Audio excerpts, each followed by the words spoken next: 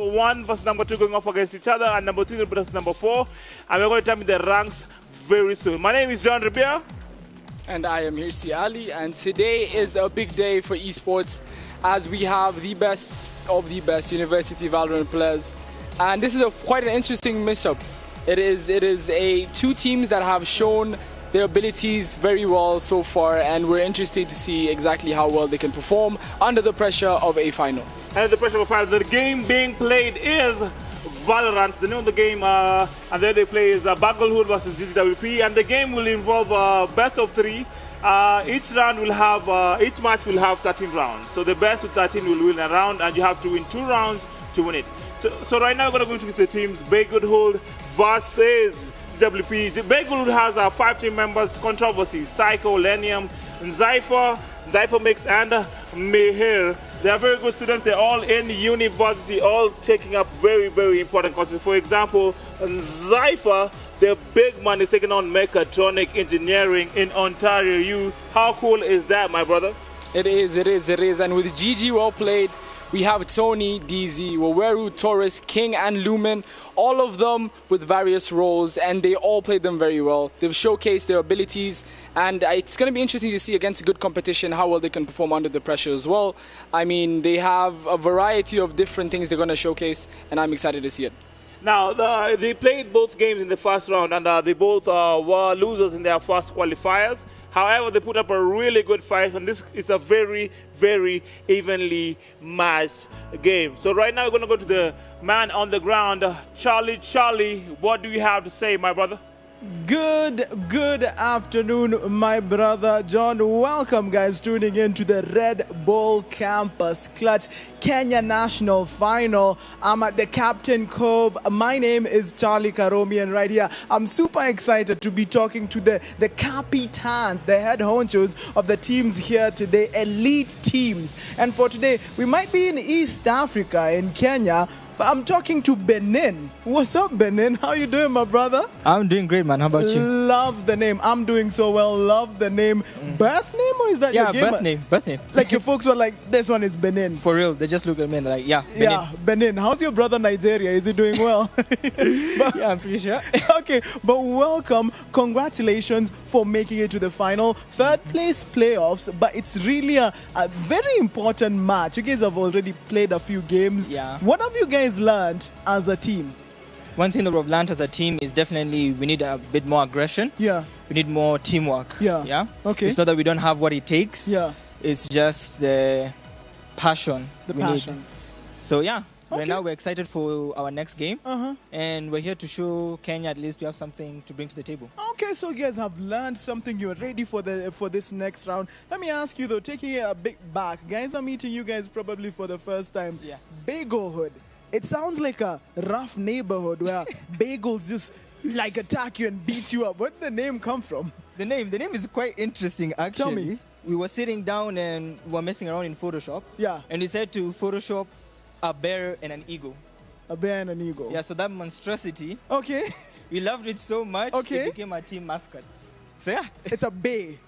It's Yeah. a bagel. Yeah, it's a bagel. It's a bagelhood. Exactly. Okay, they might not be talented at naming their team. Beautiful name though. Yeah. Bagelhood are here to win, and they're about to go off into that round right about now.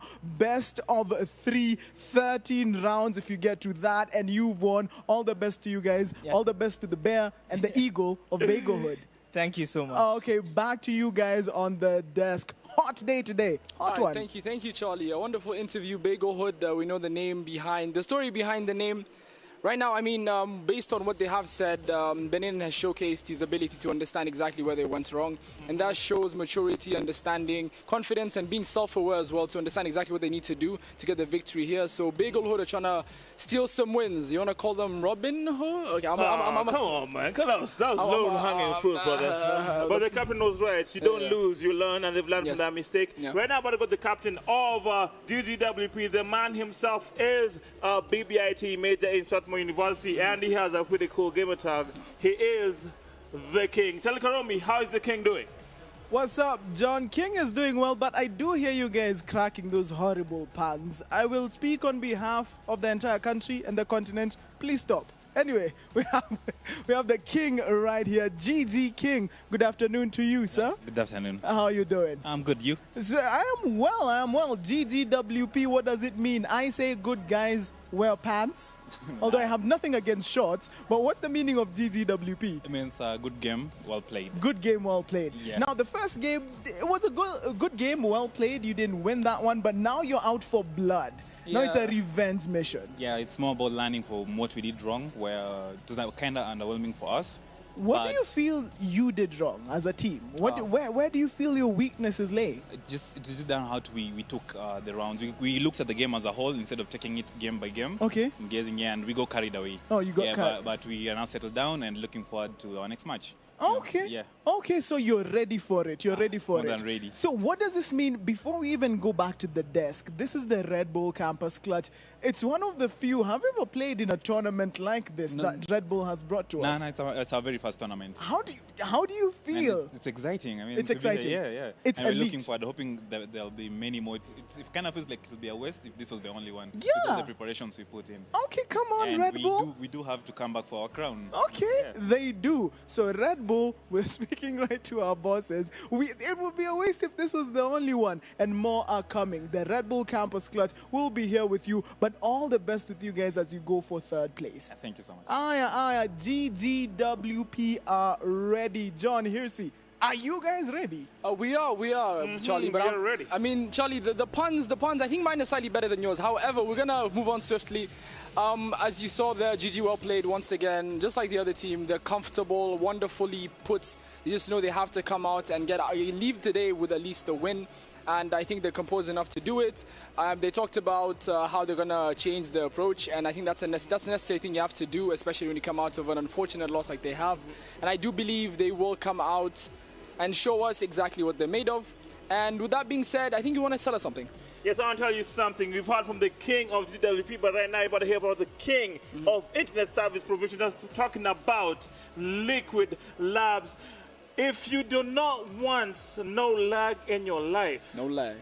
you gotta go with Liquid Labs, giving us speeds of 1,000 Mbps. We're talking gigs, my brother, gigs. We're also sponsored by Steel Series and AOC Gaming. If you ever need your gaming equipment, those are our two international partners. You gotta get to them, and we are live and looking good, brother. You're looking good. Courtesy of appreciate What's that. Good Media. They have Yeah. us looking nice and popping. Yep. Let's say again, nice and popping. They're getting my good on side. YouTube right now. So check it out for What's Good Media for all your media needs. Now back to the game. We have the third place playoff between GGWP and Bagelhood. Yeah. It is time to predict between us who is gonna be the number 3 spot. And my brother, who's your pick for this one? I mean, after some careful consideration, Bagelhood are a bunch of good players. However, I do give the edge to GGWP. Based on what I've seen in the previous fixtures, they have shown they had a couple of mistakes before. However, I do believe, considering the nerves are slightly less right now because they have been here for a little while, I think they can pull out a win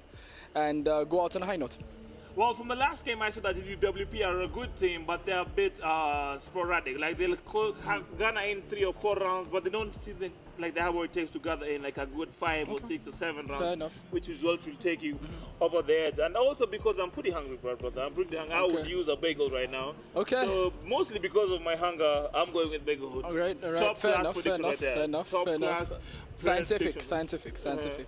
Yeah, so right now we're about to tell you about the amazing giveaway. You at home stand a chance to win something by just watching us and watching the amazing game. So right now, if you're watching us, there's a link below right here. Click on it, on the link from the live stream, and there's a chance for you to get your wings. And for the people that get their wings, there's a chance to win one hell of an amazing prize. I'm talking about an Intel NUC computer, 11th Gen Core 7, NVIDIA GeForce RTX 2060, 512 gigabits in terms of the hard disk, and 16 GB RAM. Man, I need that bad boy right now. I mean, need that in my life. speaking of winning, that's not the only thing that you need to win. There's a couple of things we need to look at for these fixtures, and if either GGWP or Bagelhood want to come out with the victory, there's a couple of things you have to worry about. First thing, they're going to have to be able to control the map. have the understanding and knowing exactly where they need to be, what they need to do, and what they need to call out. That means watching angles, watching sight lines, and being around and control the entire map. Just as the name suggests, literally, map control. Location, location, location. Something my boy, else, you're something right. else. Good comms teamwork. Being able to tell your team exactly what they need to know to do their different roles. So whether you're a duelist, fragger, entry, or support, you need to be able to know exactly what you're doing and make sure you're supporting your team in every way they can, giving them the necessary information and giving them the help they need. Something else you need to worry about is hitting your shots, your gun skill. You're going to have to make those shots count. Because a missed shot could be the difference between winning a round and losing it altogether, and in turn losing an entire fixture. That means taking your shots, good trigger discipline, not shooting too early, not giving away your position, and also being able to clean up clutch kills when the pressure is on. Something else we need to worry about, once again, is figuring out exactly what map you're playing and what characters you want to use on that map. That means picking the right characters, whether you want to hold down sights, whether you want to be able to go in with entries, throw some flashes, be consistent with it, and all of that ties in with being able to clutch out rounds. So you're going to have to pick the right characters for the right role. You don't want to pick a controller to entry frag. You don't want to pick an entry fragger to hold down a sight. It's something you have to consider and make sure you have completely down. So all of that would mean doing it all together would mean you're going to be able to clutch out an easy win. However, if any of those things are out of whack, it may cost you the entire match. And right now, we're going to go to the players to watch. From GWP, from the qualifiers, Triad and DZ were on fire. They were on fire in the game, and they're the players to watch from GWP. And in Bakerhood, I'm looking at Zypher and Lenium. They were on fire in the qualifiers. They're the players to watch, especially in Zypher. He's their lead strategist, and they are amazing. So right now we have the teams on the map. Let's see how they're going to do it. The map is split. The next map is split, and this is an interesting choice of characters. As you see on the side of GG, we have DZ running Jet, Waweru on Viper, Triad on Reyna, King on Sage, and Newman X on Omen. If you go over to the defender side right now, we have a Cypher. That's one of the first Cyphers we've seen. So that's an interesting choice. Also, they have a Yoru. I didn't expect to see a Yoru. Although he is a popular character in matchmaking, I didn't expect to see one here. They have a Killjoy and a Brim. This is a very defender-heavy side. They know what they're coming into, and they've picked their characters accordingly, running with only 2 duelists when most people opt for 3. And I do believe they have the slight edge on defense. So depending on how many rounds they can clutch out, this could put them in a good spot to get a couple of rounds for attack and end up winning the entire match just off of the defensive round wins. So based on both teams, my friend, how are you going to play this game? I think this is one of those games where you want to be able to get the round wins early, especially on defense. You have to make it count because Split is a defender-heavy map. You shouldn't be losing easy rounds on defense. It is an advantage in my opinion. However, if the attackers manage to get a couple of rounds, I think they'll be able to clutch out an easy defensive victory, depending on exactly how the match starts. I think it's a matter of coming in hot, getting your eco going, and just riding the wave all the way to the end. Momentum for me is everything. You need to control the game and you make sure you have momentum. You need to win as many rounds as possible when you can, and most importantly, you need to break the momentum of the opposing team. Once they get 2 or 3 rounds together, you need to snuff that in the bud as quick as you can. Yes, that is true. And as we see the setup going on, I do believe it's going to be a B push. Viper's wall goes down, cutting off the middle side of the map. However, I don't understand exactly how they're going to approach this, because putting that Viper wall up almost guarantees the other team will know exactly where they're going to be. So unless they can get this push going, it's going to be really difficult to rotate around to A. And on the other side, we have a full A stack on defense, which is not... This is not something you see often. Only Yoru is holding a side, and that is a duelist. If they take down Yoru, it's a free plant, and I do believe they're going to go into an engagement as we speak. Yoru is in a bit of trouble here. Okay, he does move away. That is a smart utility usage. It's a full side retake. It's a 1v5. They do get the kill, but he does get 1 blood, so he trades himself out more or less. But now they're going to get the bomb down. Now it's a full retake, but it is a 3v4, so this is an interesting thing. How do you think this round is going to play out? It's looking very close right now. The spike has already been planted, so when you look at it, I think the defenders have the advantage in this one. It is an interesting round because they're all going to come in through the back. The Omen smoke is down. Killjoy's bot is still down, and she is still alive. It just gets taken out. However, the bomb is down. They're in a disadvantage because it's a 2v4 right now. It's an interesting play. I don't think he can do much. I think Brim just has to get an exit frag, and that is one right there. easy round over to the side of GG. Well played. I mean, I think the moment they killed the Yoru on site, this round was almost unwinnable since they had a full retake to deal with. However, good job by Controversy getting a frag at least to make it a bit of an easier task on his teammates, but I do believe the round was lost because they did stack A with no comms. They didn't send anyone mid. It was a one man on B and it was a duelist. Not much he can do in terms of util. He did his best, but I don't think it was enough. It was about a poor strategy right there from Bagelhood. Hopefully they can recover in the next round. In the buy phase, what are you trying to do in this position? At this point, if you have won the round, they do opt to light buy. We have a couple of Spectres coming out on Marshall. And on the side of Bagelhood, not much they can do as they have lost the round. The economy is... This is interesting. Once again, they have a Cypher who rotated across. There's a tripwire. This is what you call adjusting and adapting. As you can see, there's a tripwire holding this team off, so they will know they're not going to sneak a free plant on site. That's a questionable util usage that cost him his life. However, the tripwire is still up. Cypher is on site. He knows they're coming. He calls it out. There's two tripwires. Reina pushes in, gets the frag. Cypher gets a pick on the other side. They're pushing in from mid. This is a full 50-50 on the side. It's a 3v3. Sage Wall is down. Gets another massive triad with a massive pick. However, they do have the bomb down.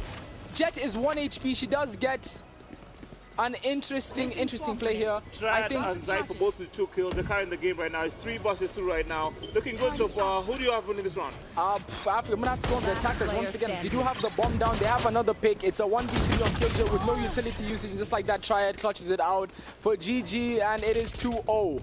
So far, Triad being the MVP, I think I've counted 4 kills so far. He's on fire. 2-0, like we said, it is a game of runs. If I am GG, I have to be careful now. I have to be careful because these guys are you're getting momentum. You don't want them to come back. And if I'm on the other side as Bagelhood, I'm in trouble. I need to stop their run immediately. Yo, definitely, because now they're opting they're going to have to save once again. They can't full buy again. We have someone without shield. It's going to be an interesting thing because this game is getting away from them very quickly. They're going to have to do something very quickly to make sure this econ situation does not get out of hand.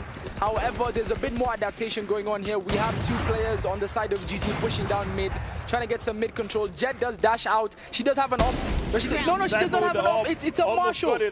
It's a Marshall headshot. Gets the kill on the op. That's a massive elimination. That is a massive elimination. But they do have to capitalize on this. Gets a quick trade. Sage gets the heal down. I mean, as far as it is a 4v3, I'm going to have to give the edge right now to Bagelhood because the bomb is not down. The bomb is stranded in a 2v1. They're going to have to do something very quickly unless they're going to play entries and exits. But this is an interesting play. As it stands, I think Bagelhood has the edge. And just like that, Spike down B. I'd still give the edge to Bagelhood in this one. They could pull something off. Spike is down. Controversy with a massive kill on Triad. The Spike is down on side, full view. Yeah, this is looking like a Bagelhood round. It's looking like a Bagelhood round. They have to just be patient, just hold it down, control the Spike. That's their key to winning this game. And it's looking good so far. Nice control there. GG King takes out Controversy. Now it's 2-3-1. Let's see if they can clutch this. Who will clutch this? Who you got in this team right now? It's a 2v1. Here we go. GG King takes out Lenium. Lenium had a chance to clutch it, but he couldn't. Lenium taken out. He could have pulled it off since the Sage heal came quite late. However, Sage did have a heal for her. But I think at this point, that was the best round Bagelhood have had so far. And I think with a bit more consistency, they could pull off rounds like those and get a couple of rounds on the board before there's a switch over. I mean, that was a good round from them, I must say. They had the advantage for quite an amount of time. However, they just couldn't clutch it out, and it is unfortunate. Controversy got some bad timing on top mid. But let's see how it goes. Let's see how it goes so far. It's a game of chance after chance. Bagel had a chance to win there. It was a big opportunity to miss, and now they're 3 down. The economy is not looking good in the buy phase, and it seems like DWP is gaining the momentum. We don't want that. I think the sooner Bagelhood just opt the full save and pull out some pistols, some classics, and try get some recon going, the better for them. Because right now it's looking really bad. If they end up buying Ares, buying light shield, but that's going to be the case every single round unless they can get a full save going and maybe try get some vandals or some phantoms to give themselves a fighting chance. Yeah, so far again, it's already 3v1. It's a massacre happening right now. GG King is planting. He gets it around, is already over by now. Yeah, and Yoru just invested his ult. He didn't get much info out of it. If anything, him being in his ult was low-key a detriment because he was out of the fight while his teammates were getting taken out. Couldn't do much while he's in his ult state. I think at this point it's a matter of trying to get an exit, trying to ruin the econ, maybe pick up a Vandal on site. We're gonna have to see. There's 2 players on either side. That was a very, very, very good usage of his teleports. But now he's pinned. There's 1 on top, 1 behind him, and I mean, not much he can do there with the Spectre. It was a good teleport, but he had to be too aggressive there. I don't think he'll manage a 1v3. 1v3 is manageable, but 1v3 is not easy, especially if you don't have healing ability. So far it's 4-zip. It's getting away from Bagelhood. Bagelhood have not won a single round in this competition so far. It's not looking good for them. It is, I think, 30-0 if you count the other game. It's not looking good. It's not looking good. However, GG are pulling out the operators. The full buy. That is 4 Vandals and an AWP. And on the other side, we have 3 Spectres, a Classic with full shield and a Ghost. I mean, it's hard to think they're going to win this round with the loadout, but let's see if they prove me wrong on this one. Triad gets a kill immediately on Zypher, and that is a massive flag. That is the duelist. That is the person who's supposed to be getting the flags for them. Yeah. Zypher is a player towards the best player for GGWP. Excited to see how they're going to come back from this.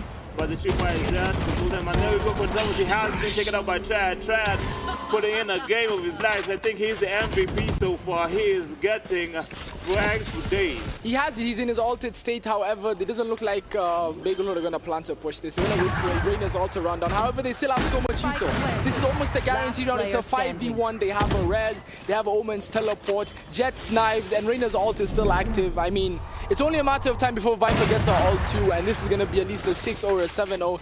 As long as they use the utility and ult, right? That's a flawless round. I mean, not much to say. Round. That was beautiful right there. Consider that they have 4 outs on the way. This is bad. That's now 3. It's not looking good. It's not looking good. All they have to use right now is a Cypher ult. However, Boweru is also close to his ult. 1 killer on an orb, and he's gonna have Viper's ult, which is one of the more annoying ults since you cannot do anything unless you actually push into it, and that puts you at a massive disadvantage. Yeah, if you push on you get to be 1 XP. Yeah, basically it puts you to 1 health, and you can't stop the ult unless you kill Viper in her ult. And right now we have Mihir, who's also 1 off his ultimate, so let's see if we can get it this round and make a difference. Here, let's see if we make a difference. GGWP definitely control it so far. Bagelhood need what they can get. They can take anything right now, anything. It's a gunfight on top A. That is a big kill for GG. Once again, it is already a 5v3. Remember, Sage's ult can revive a teammate, so even if 1 goes down, if she does have usage of a wall, it's almost a guaranteed revive. Right now, as we can see, Cypher is trying to rotate all the way across through the back. However, Omen is watching that angle. Yoru is following him closely on the T-side spawn.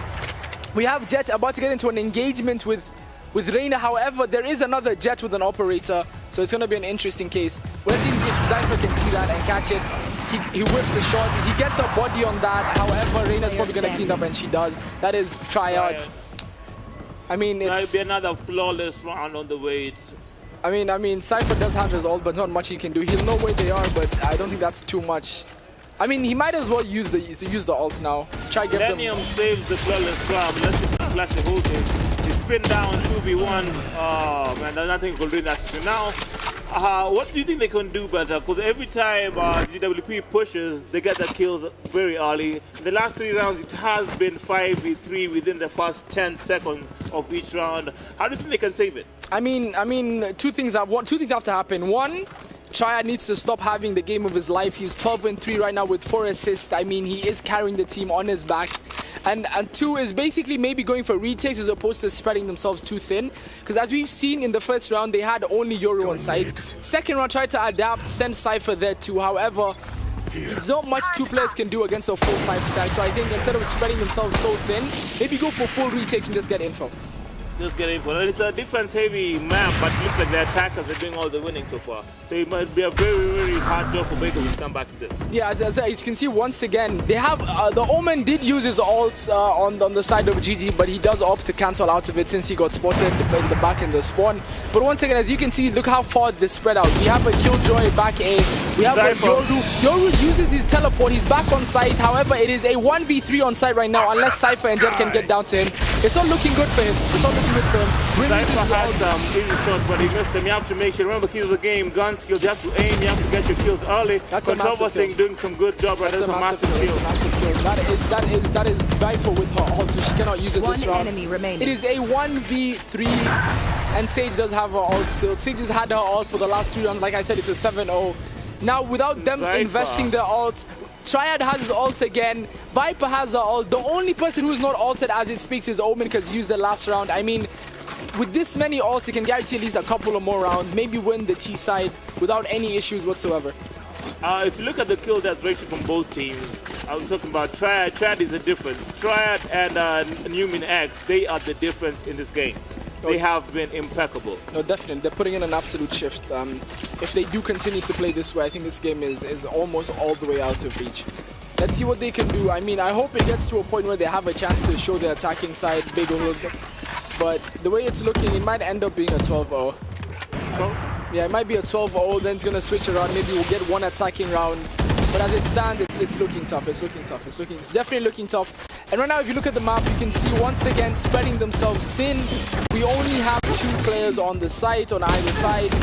And I don't know if you've noticed, but GG haven't pushed the A side once. Not even once. They've been consistently pushing the B side. However, Big Hood have opted to keep sending the same amount of players, doing the exact same thing that's cost them so many rounds over and over again. Spike down B.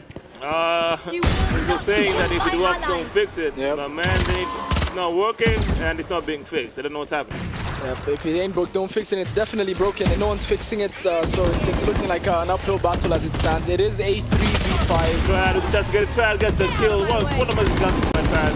Trying to get a second kill, but Leninium takes care of Triad.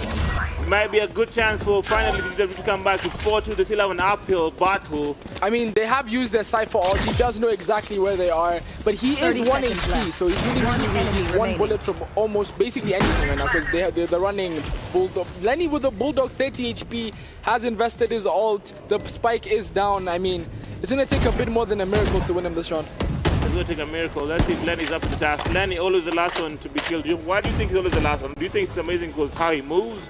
Or do you think it's because he's the one who's taking the flank? I mean, he is playing his role very well. As a Cypher main, you don't want to be the one who is first in the fight because your utility will win you rounds, the information you gather. So it's more of an intel type role. I mean, you do have a gun as well, just like everyone else. However, the longer you stay alive, the better for your team because you can use your utility to give them the information they need to do what they do best.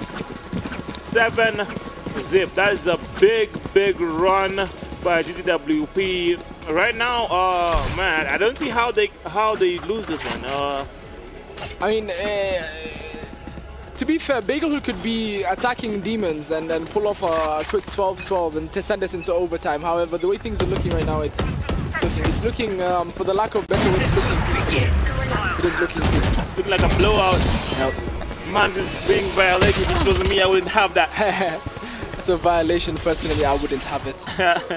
Now back to the game here, see what do you think is going on? How do you like it? I mean, once again, the same thing over and over again. I mean, we could have casted one round 7 different times and it would literally be the same narrative. Pushing B? Pushing B, no defense on B. By the time they rotate, they can't break effectively. They can't retake the side. Spike's gonna go down in a second. Viper has used the ult. She's right in the middle of it. If Lenny walks through that, Sheriff is more than gap. No, Cypher. Mihir with a massive kill. He does kill Viper to take her out of her ultimate state, and Spike is down as well. This might be the round they clutch out. They have Spike down. Siege behind the wall. However, this puts Cypher in a big spot. He has a Sheriff. The Spike is down. He has info on both. If he can get the Omen, if he can get him up on site, if he can kill Numix at the top, this is a big fight. This is a massive fight for the whole entire round. And Newman gets the clutch and guarantees Newman with the the win. last 2 kills. What clutch plays by Newman, saving the round for his team. That was clutch. I mean, that's a massive lesson in Double why. kill. Yeah, I mean, it's a massive double kill, but at the same time, running a Sheriff that late into the rounds when the eco is so good for the other team, that is one of the things that ends up happening. Because if you don't save your rounds early, you're gonna be put in a vicious cycle where you just have to keep on saving just to get one decent round. I mean, I'd argue if he had a Phantom in that situation instead of the Sheriff, he might have been able to get that kill and put himself in a better position. Because the bomb was going down, he'd know where the bomb is and in turn know where the other player is. So it's a matter of just hitting his shots and he would have put a round on the board. And it's a difficult place to be for Bagelhood. Bagel has just been displaced all over the hood.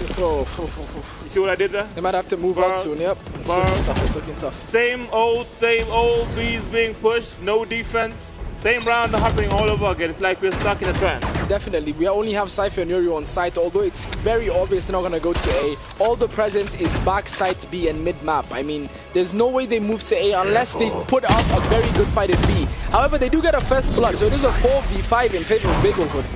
And as you can see right now, the A rotation is coming in from GG, and that comes down to the fact that they held mid very well. They didn't send anyone A, and that's the difference I was talking about. If they were doing this from the beginning, it may have forced GG to make some risky rotations, and that might have given some free entry kills to Bagelhood. Mihir does trade a couple of shots there. Mihir gets actually a couple. It's now 5v3. Bagel finally might be winning a round. It's a 5v4. Jet still has a ult, but she is 1 HP, cannot get killed since they don't have a Sage on their team.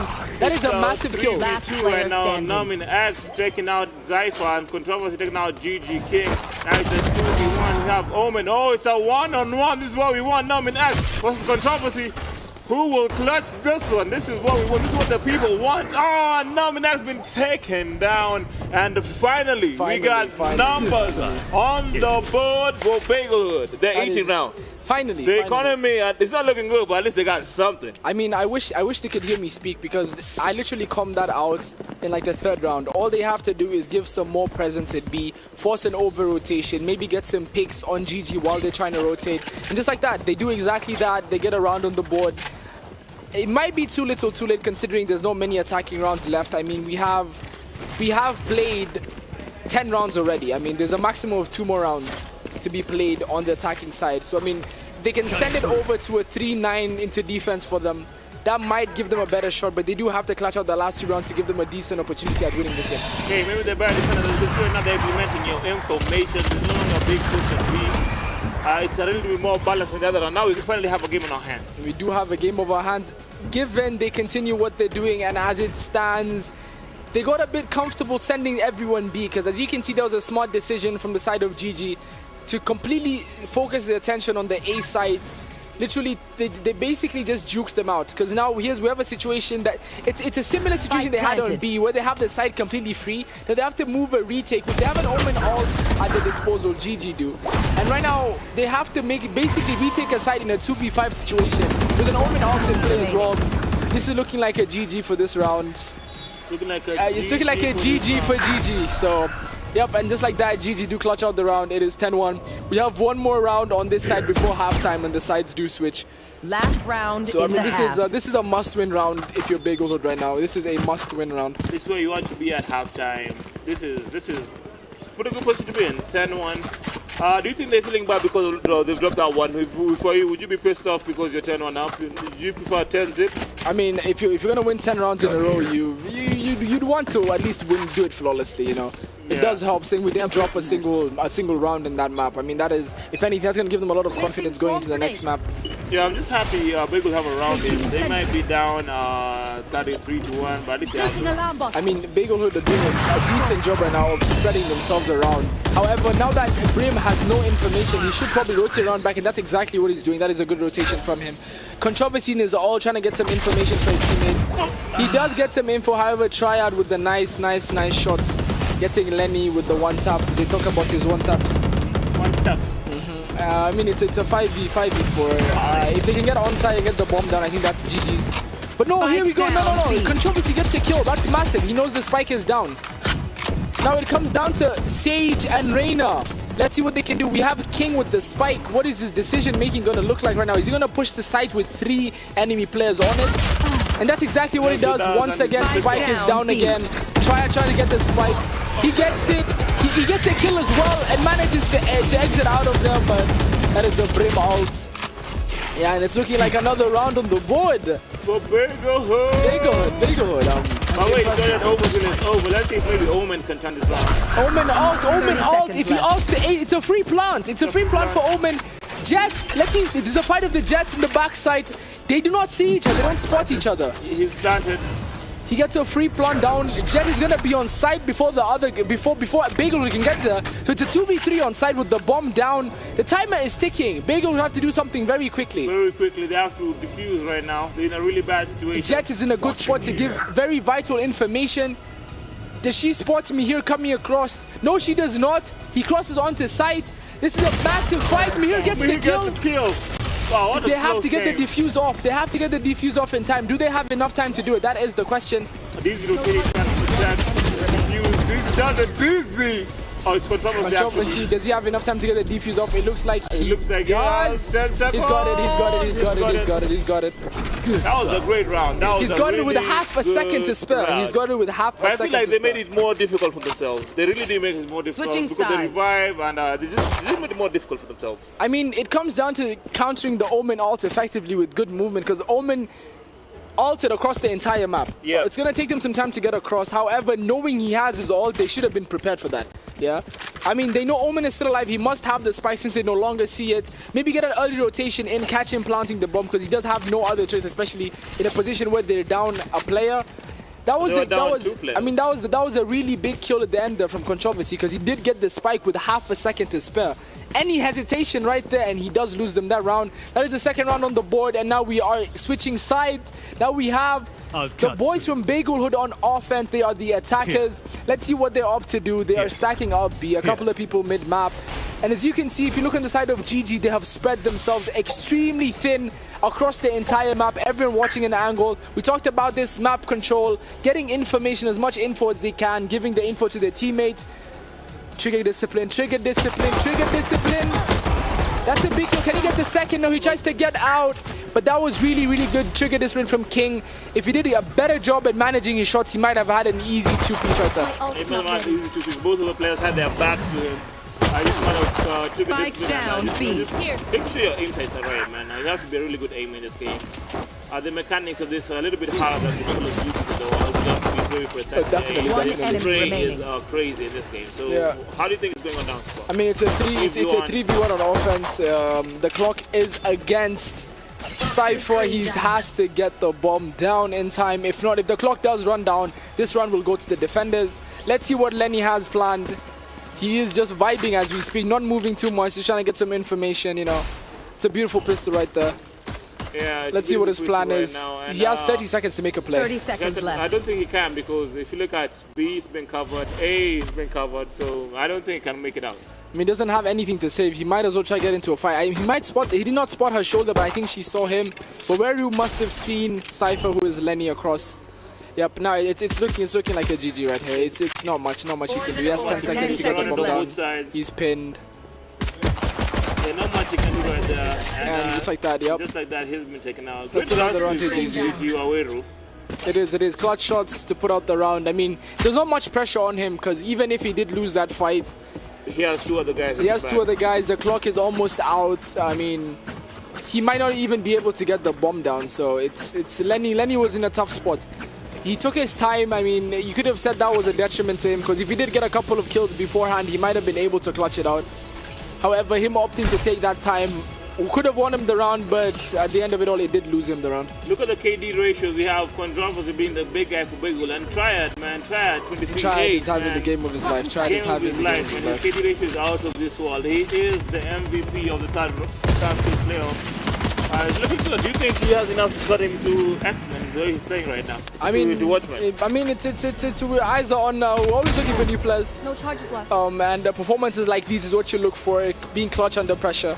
So most definitely, we have our scouts. We have our scouts around. All right.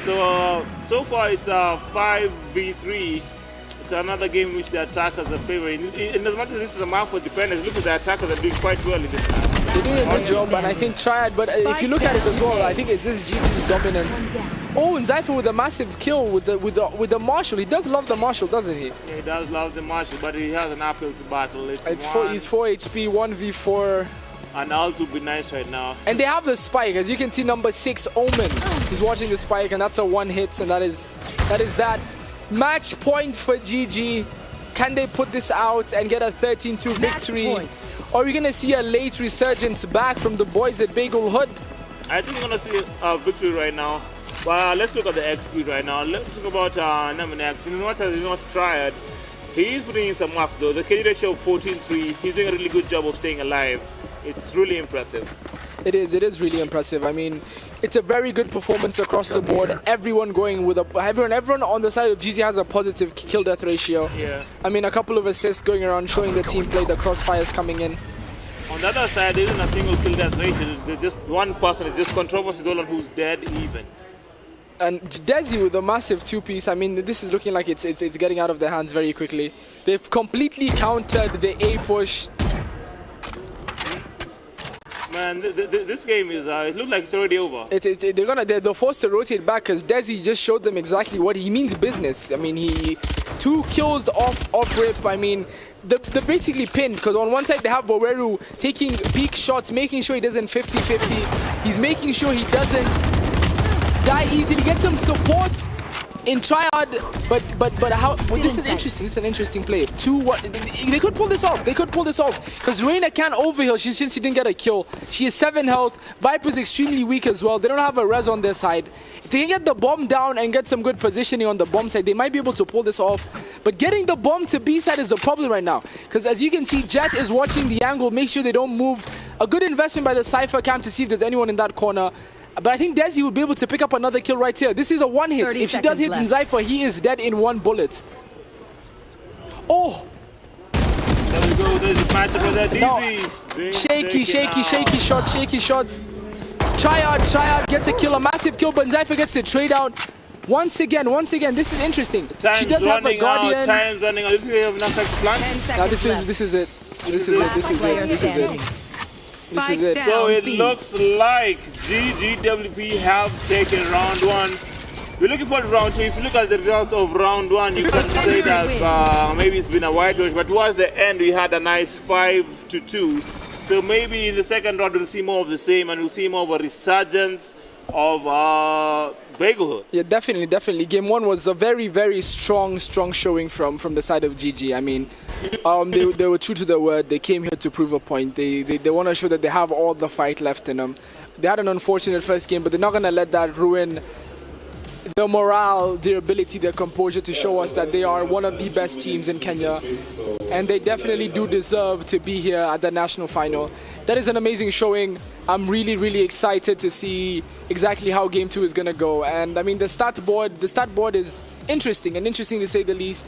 It does showcase exactly, the stats don't always paint the whole picture. Yeah. But I think this is a very interesting case. This is an interesting case, yeah. I mean, if you look at the stat board, it wouldn't be surprising to see exactly what happened. And I mean, textbook game from GG.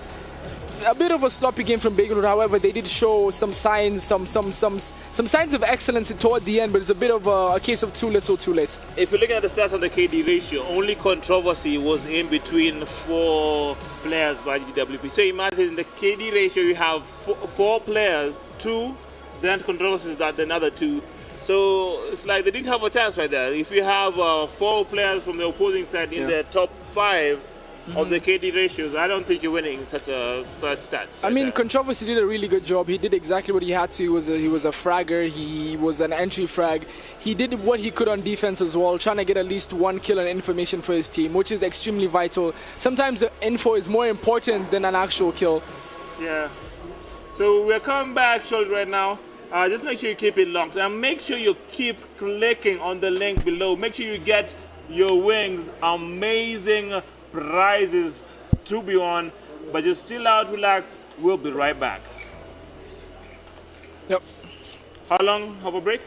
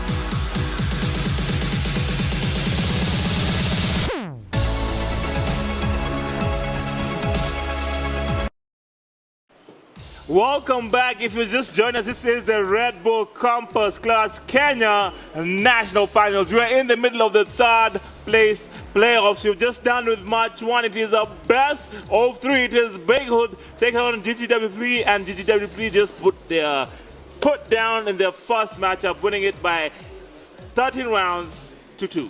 I mean, that was a very, very convincing fixture. Massive statement coming in from the side of GG.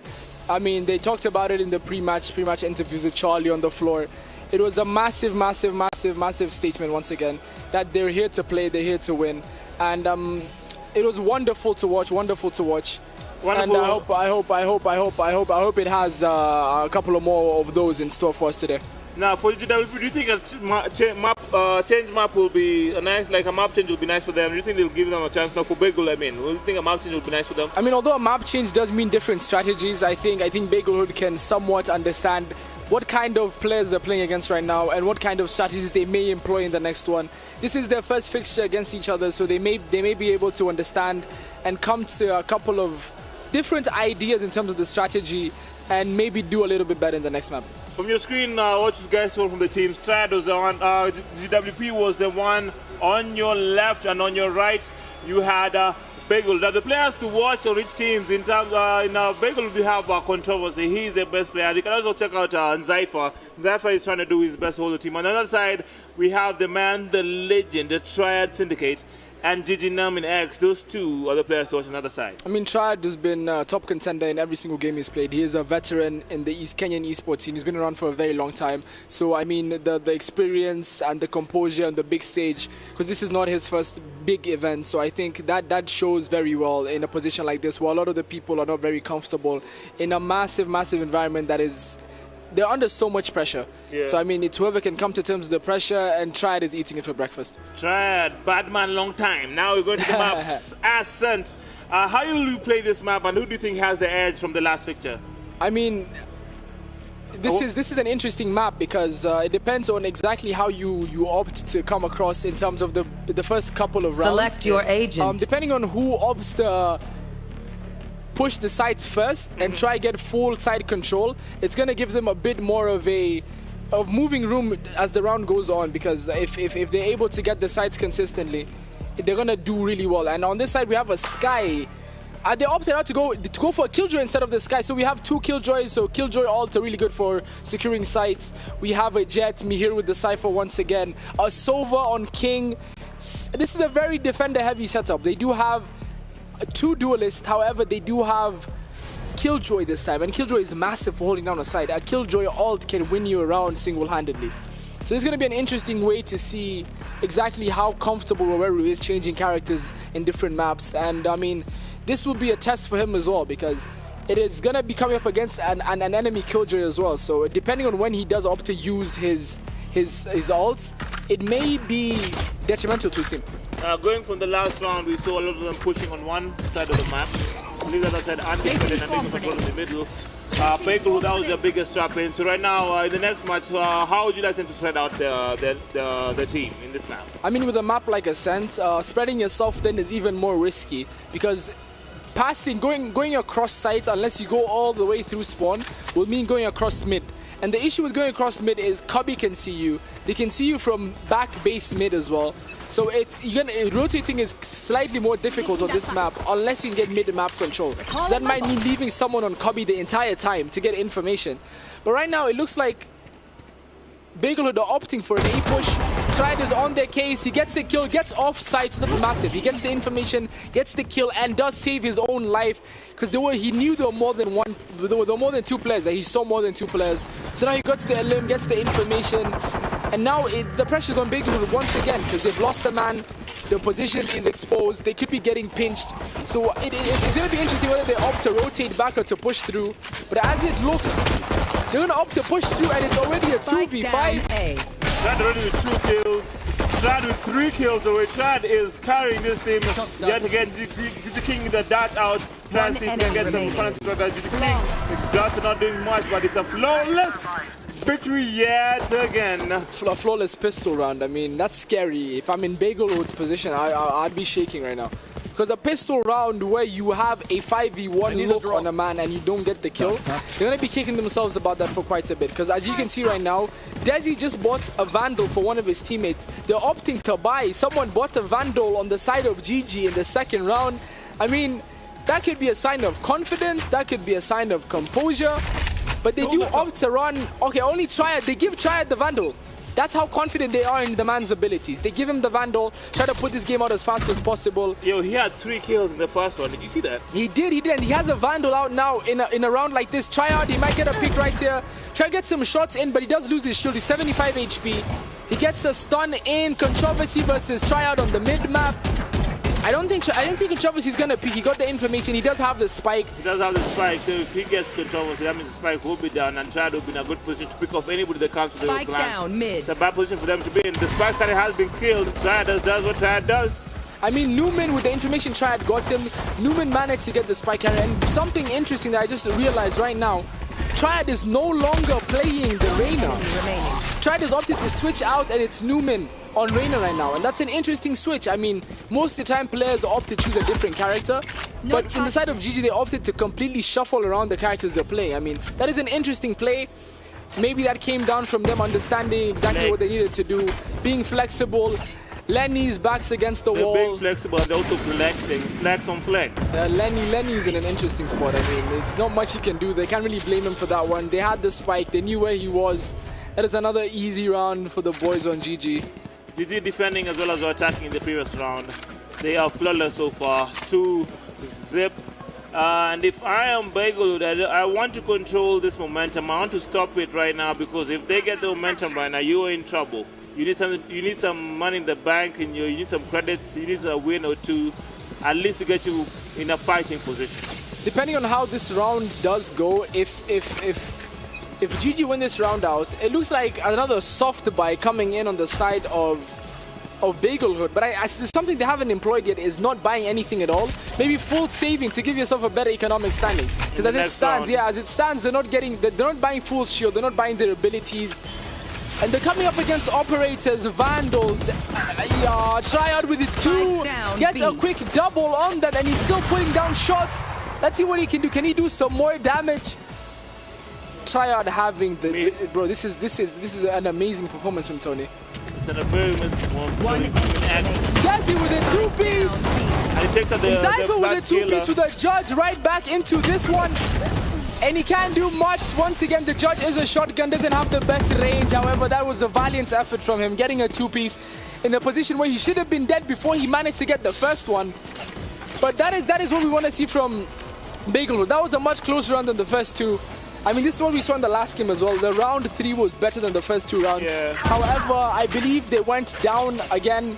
And it just turned around, and I think if they keep this going, it's going to be looking quite bad. They're going to have to do something very quickly. Now, if you look at the map, if you look at the XP right now, something interesting has happened. Controversy was the best player in the other round, but right now he is the worst. And Zypher and Lennon trying to carry him, but they need Controversy back. They need him to be back to what he was doing in the other game, because now, if we have Controversy playing the way he is, and Zypher and Lennon playing the way they are, we can have a match on our hands. So, Controversy right now, they're missing Link. His back might be tired from carrying him in the last one. The back in the entire team, but yeah, I mean they have to get something going, whether it's from Controversy or another hero to carry the team this time round. But this is a good start. This is a good start from the side of Bagelhood. They do have a 2-man advantage right now. But they still don't have control of sight. That Sage wall coming in to stop them in their tracks. That might give King enough time to be able to get some spots in. He does have an operator.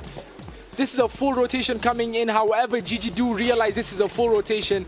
We have the operator in King's hands going. He's gonna beat Haven on A. Triad holding the mid map. Might push through Cubby maybe. He's trying to get more eyes on mid to make sure, more eyes on the B side to make sure they're not pushing in. However, King is set up ready for the push from the side of Bagelhood. If Mihir does speak and he gets this kill, it's gonna be an interesting situation on their hands. Let's see what they can do. King with an operator. That's a massive blind from Astra. That's a massive blind from Astra. The plant has been killed while planting, and now it is a 4v1. It's almost lost. You know where the plant is. The enemy is trying to do his best to plant the spike. He has planted the spike under that circumstances under 4v1, but does he have enough? No, I think King is going to opt to save his operator, maybe get some exit frags. Oh no, he goes back to get a Vandal. The man means he wants to go and fight. I was expecting him to leave the Vandal, get his op and hide and spawn, but the man wants to fight. It's a 4v1 with the bomb down, has a maximum of 15 seconds to do something. And I don't think he can do much. He might as well go back and get his op. I don't think they'll do much either. They know where he is right now and he's being flanked. He's trying to make sure the economy does not get any better, because even if they do win this round, if they do end up dying on site to the spike, it's not going to mean much for them, because they will have a round on the board. However, they will lose their guns if they do die to the spike. But it looks like he's going to rotate over, try to get his operator back, going all the way back to mid, picking up his op and saving it for a better day. That is 3-1. Bagelhood with a round on the board. At least they have a round on the board. It's been a hard one for them. It's been a hard one, and hopefully this is a sign of things to change. Hopefully this is how they get the momentum. Remember the last time they got their first win in at around 6 or 7 rounds in. So this is way earlier in the match than the last time. So it's a big improvement by Bagelhood. Hopefully we see them to carry it. Let's get to see like a 2 or 3 match push or round push for them in this match. I mean, it seems like unlike the last game, at least now they're understanding what they have to do better, because they did adapt to GG's strategy, and Bagelhood managed to get around on the board just because of that. They managed to adapt, overcome, and put something together, although that was a closer round than it needed to be. The wall bangs are coming in from the Odin in the hands of Newman. He does get one, gets a couple of tags on Yoru, but he probably will get the heal off of Sage. Lenny, more wall bangs by him. Oh my goodness. Lumen putting in work right now. I mean, he did say he does spray and pray with the Odin. He wasn't kidding. He was not kidding. He was not kidding. That was amazing. I didn't expect that right off the rip. Boweru and Daisy get a 2-piece. The spike is down. There's about to be a fight. Boweru, Psycho. And that is another round. Clinical stuff coming in. The bait and switch coming in from both sides, pushing in from mid and also B main. I mean, that was an unfortunate round coming in right there, and I think they could improve on that in the coming rounds. If you look at the screen right there, you saw a nice shiny trophy in the middle, and you're looking at the team right now. To your right on the screen is Bagelhood, and to your left is the main team, GGWP, that is doing the work. And right now, look at the map again. You look at DZ and Namin X being the best players right now. Trad being carried by his team this time around. A great reshuffle right there by GWP. I love how anybody can be the winner at GWP. However, in Bagelhood, man, they need Controversy to step up yet again. They need him back from they need his game from the last round back. Controversy is actually right now, if you look at the map, he's making a massive play. He left his teleport with his teammate and is going to use his fake footsteps on B side to get people to rotate over to give his team more breathing room. However, Breach can actually see the other team, and I think that was, in theory, that would have been a smart play. However, the Breach is heads up play to actually peek across the corner and give his team the information they need was massive. Not falling for the Yoru bait. That is something, those are the little things that give you rounds in this game. Controversy decides to use his ult. Can he get some information? He does not see the player behind the wall on the other side. He opts to stay in it since he already used his teleport. He's in hell right now. Let's see what he can do from bottom hell. There's a player on Haven. Great patience from both teams. At least now we have a 5v5 encounter down deep into the time of the map. So right now this actually favors the defenders quite well. The attackers have a lot to do. The time is running out. I mean, we have quite a few ults in use. Astro does use her split. She does end up dying. However, Jet is in an altered state. Breach invested his ult as well. Reyna has the ult. Cypher with using the ult right here. This is massive because he knows they're not on site. This is an uphill battle for GG. They might have clutched another round. B2. Mihir trying to clutch the round. Mihir putting in work. It's all down to Reyna, who is Newman with the altered state. However, massive run from Mihir. Once again, adapting, good usage of the ultimate abilities. That Cypher ult gave them all the information they needed right there, and that won them the round. Mihir putting in work. Finally, he's coming through. He is the gunner for the team. The one is really sent out as the one for, just breaching first. But it's good to see him towards the later rounds doing very well. I mean, this is the adaptation we needed to see in the first map. However, in game 2, they're coming in, making sure they know, they're setting an example of how well they can play when they're completely composed, they have their ideas going. And it's interesting because they're still having to save rounds, although they've won 2 rounds right now. The eco is not good. If they manage to get a win here, they might be able to finally get a full buy-in and maybe show us what they can do when they actually have the econ in order. Yeah, so far the round is looking good. I think it's 4-2. It is 4-2 in favor of GG. However, this is a much better showing from the side of Bigglehood. Yeah, Bigglehood putting up a fight. Match 2 is better than match 1 right now. And Triad taking out Boston already. They're going for a 2-piece this early in the game, reloading at a horrible time. Triad has been taken out. That was a poor reload out there by Triad. Psycho taking the most out of this bad reload. I mean, that was a really good play from Tony. Triad just sat in spawn and made sure to watch the overextend on the other side. Managed to get a kill. He unfortunately did get traded out. However, that staggers the enemy team's pushes because it puts a thorn in their back. There's someone in the spawn. They can't rotate through it. They're forced to go mid-map to the other teammates. That was a massive heads-up play. And even if he did not get any kills, the information he managed to get was more than enough to figure out exactly what the course of action would have been for his teammates. Good effort from Desi, but does end up getting traded out. Sniper was by himself with an operator against guys with better weapons. He stood no chance. He did not, and that's another round on the side of GG. Yeah, so now it's 5-2. GG trying to get back some games together. But at least this time around we have Bagel doing some good job to stop their runs, making it harder. Even though they're not winning, they're trying to make it as hard as possible for them to get some runs in. I mean, definitely. If we can see a change in maybe their strategy, because they have done this a couple of times, it hasn't been very favorable to them. However, they may be changing something out right now. There's a breach flash going into the wall. That's 1 kill for Tony. That's 2. That's a dash out, saving his life. Gets a reload in. He's still almost full HP. He does get stunned. He does get stunned twice. He uses his updraft. Can they pick him up? He does play his life once again. This is an interesting position to be in because Controversy is slowed. Triad is watching the angle, so no one can cross through and he can't cross back. And also know that both killers have their ult, so this is That's a big kill from Triad. He might be able to get another one. And Controversy is pinned, but does get a rotation across. He killed the spike carrier, so everybody has to go through there. So Triad just has to wait and watch the spike. That's a good play. However, that's a good usage of the bot from Killjoy. Tycho does put the bot down, gives Controversy enough time to get the bomb and get off the sides. And right now it's just a matter of can they rotate across?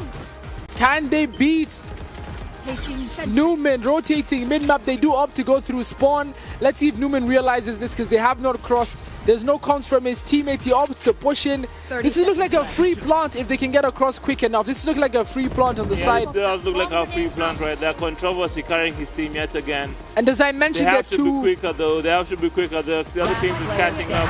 And they are actually catching up. The spike carry has the kill now. Psycho is only remaining in Psycho. A jump shot in Valorant from feel like Newman. That was a wasted opportunity because if he plants and you have an ult by you should have used the ult. I mean, that could have been a weird situation because both the Killjoys had their ults. So I think it's either they don't use them both or they use them together, which would be an interesting round because that's not something you see very often. Yeah. But this is another position once again of bad eco on the side of Bagelhood. We have an Ares, a Spectre, a Phantom, a Spectre, and a Ghost. And on the other side, on the side of GG, we have a Phantom, 3 Vandals, an Operator, all full shield, probably full util, and a lot of money to spare. Yeah, we can just say, for lack of a better term, GGWP are balling. They're balling on another level. Balling. And on the other side, we have folks on a budget. Oh, man, it's rough in this economy. This economy, man, is rough. I don't think they can even afford bagels right now. Waweru misses an option, however, does get very vital information for his team. This is something that Bagel need to work on, yeah. When they get spotted, Waweru with a massive kill. Can he get a second one? He almost gets a second, but he still sees. Gets the second. Wow, great work from Waweru. 2 kills in a row. Great use of the operator.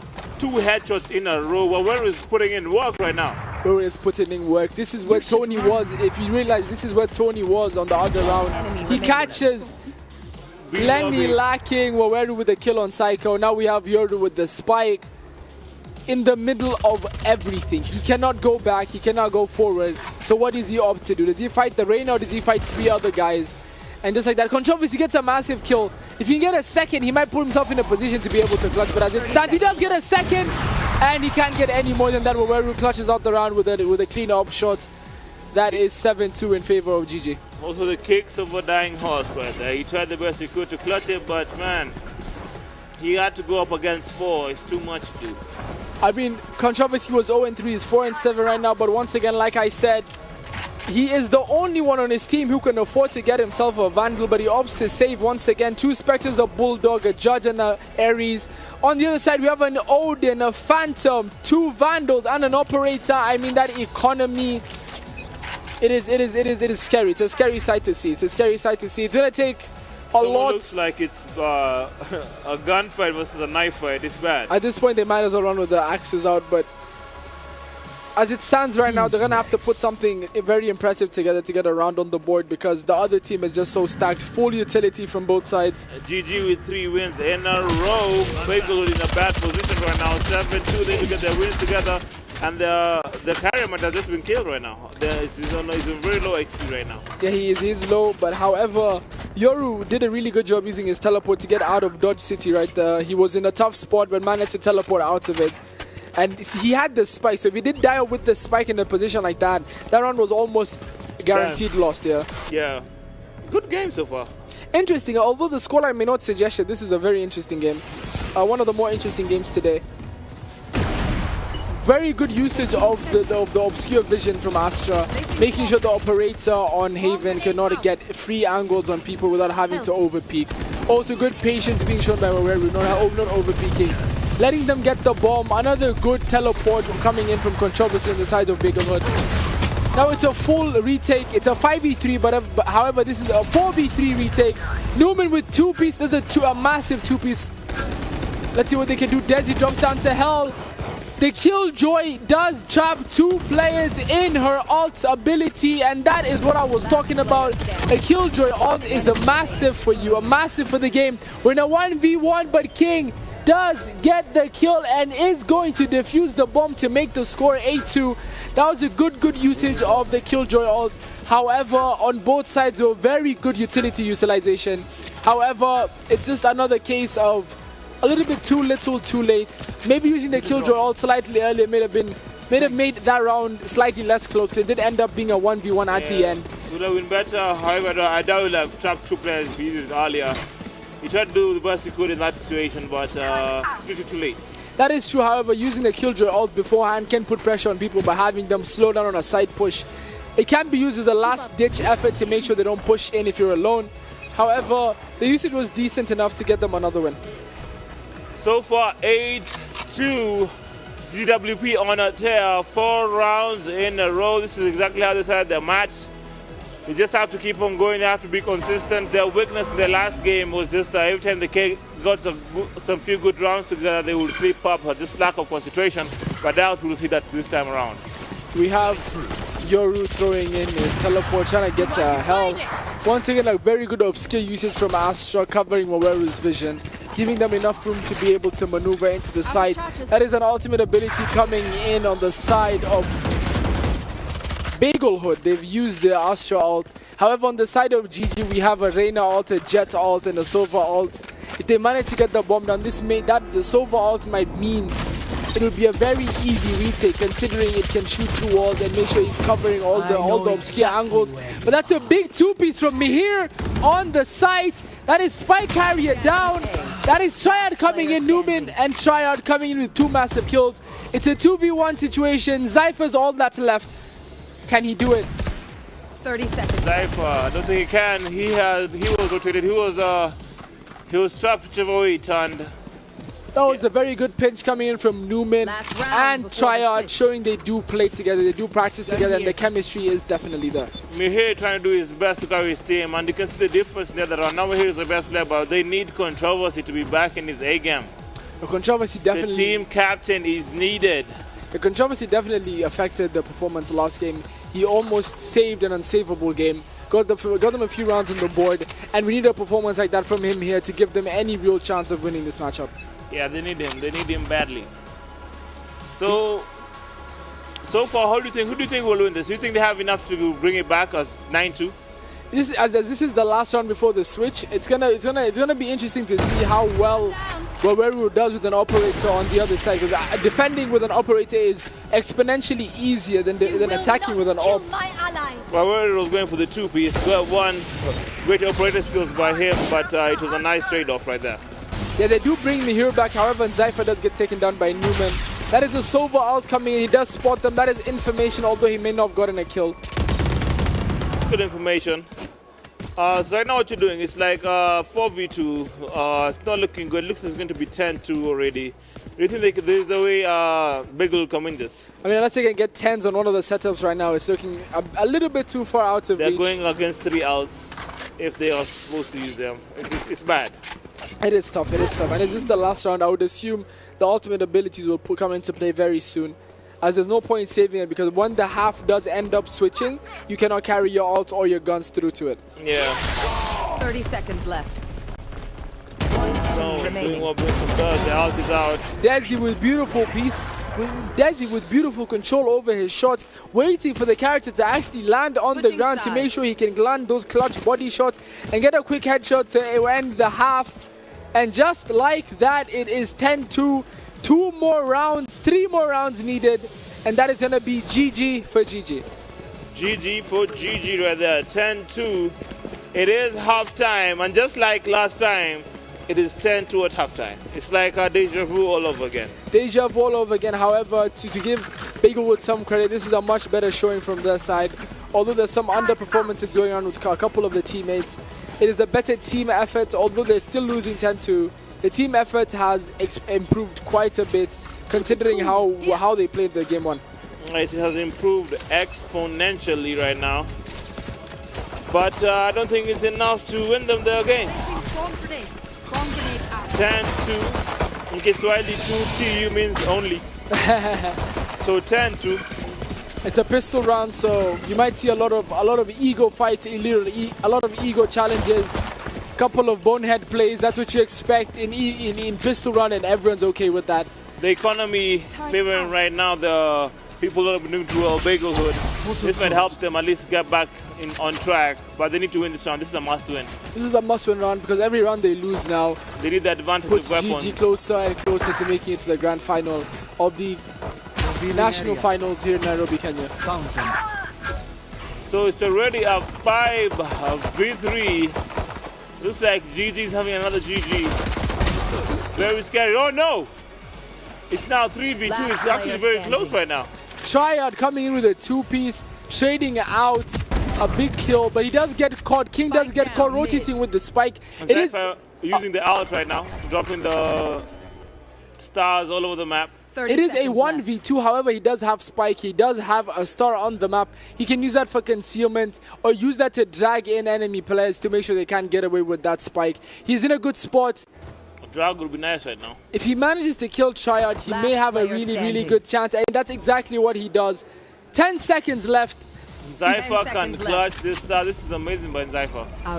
That's a heads-up play. That's a massive play from Zypher, knowing he does not have enough time to plant. He opts to run away with the bomb instead of challenging that and losing the round. Big play from Zypher. Big brain play right there. That's a heads-up play right there. Heads-up play right there. He's the strategist of the team.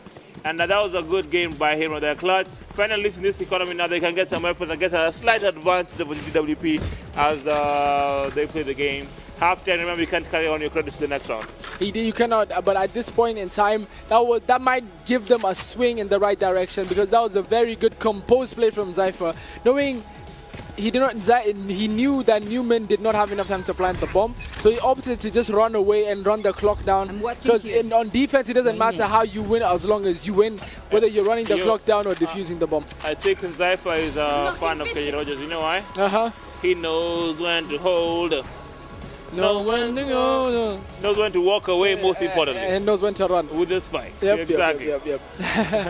So looking again at this, looking like there's a massive pile up towards A. They're trying to control A. This is a more more organic setup in terms of an A push. They try to get some info, try to clear some angles, throw some flashes in, checking all the corners, not making any rookie mistakes. Good job from Oreru and King, making sure they have control over every spot they're on. Controversy drops on the side, gets killed. Zypher as well, tried with the Bulldog. Psycho comes back with 2 kills with the Ares. Those are really, really big kills. Those are good trades coming in. But now they do have the site uncontested. There's 2 players on Heaven, however. And you have Cypher on the other side of the map. Will he be able to get here in time? Psycho with the spray and pray. Oh, that was so close from Psycho. Psycho with 3 kills this round. Newman left on side. The bomb is planted. We have the breach in hell, waiting to see if anyone drops down. Lenny gets the heal off, however, he is very, very weak. We have Desi on site, watching the double doors. Newman on the bomb itself. This is a crazy sight. They're gonna have to push it soon. Let's see how they opt to do it. Cypher opts to run. Go, Mihir opts to just leave the bomb.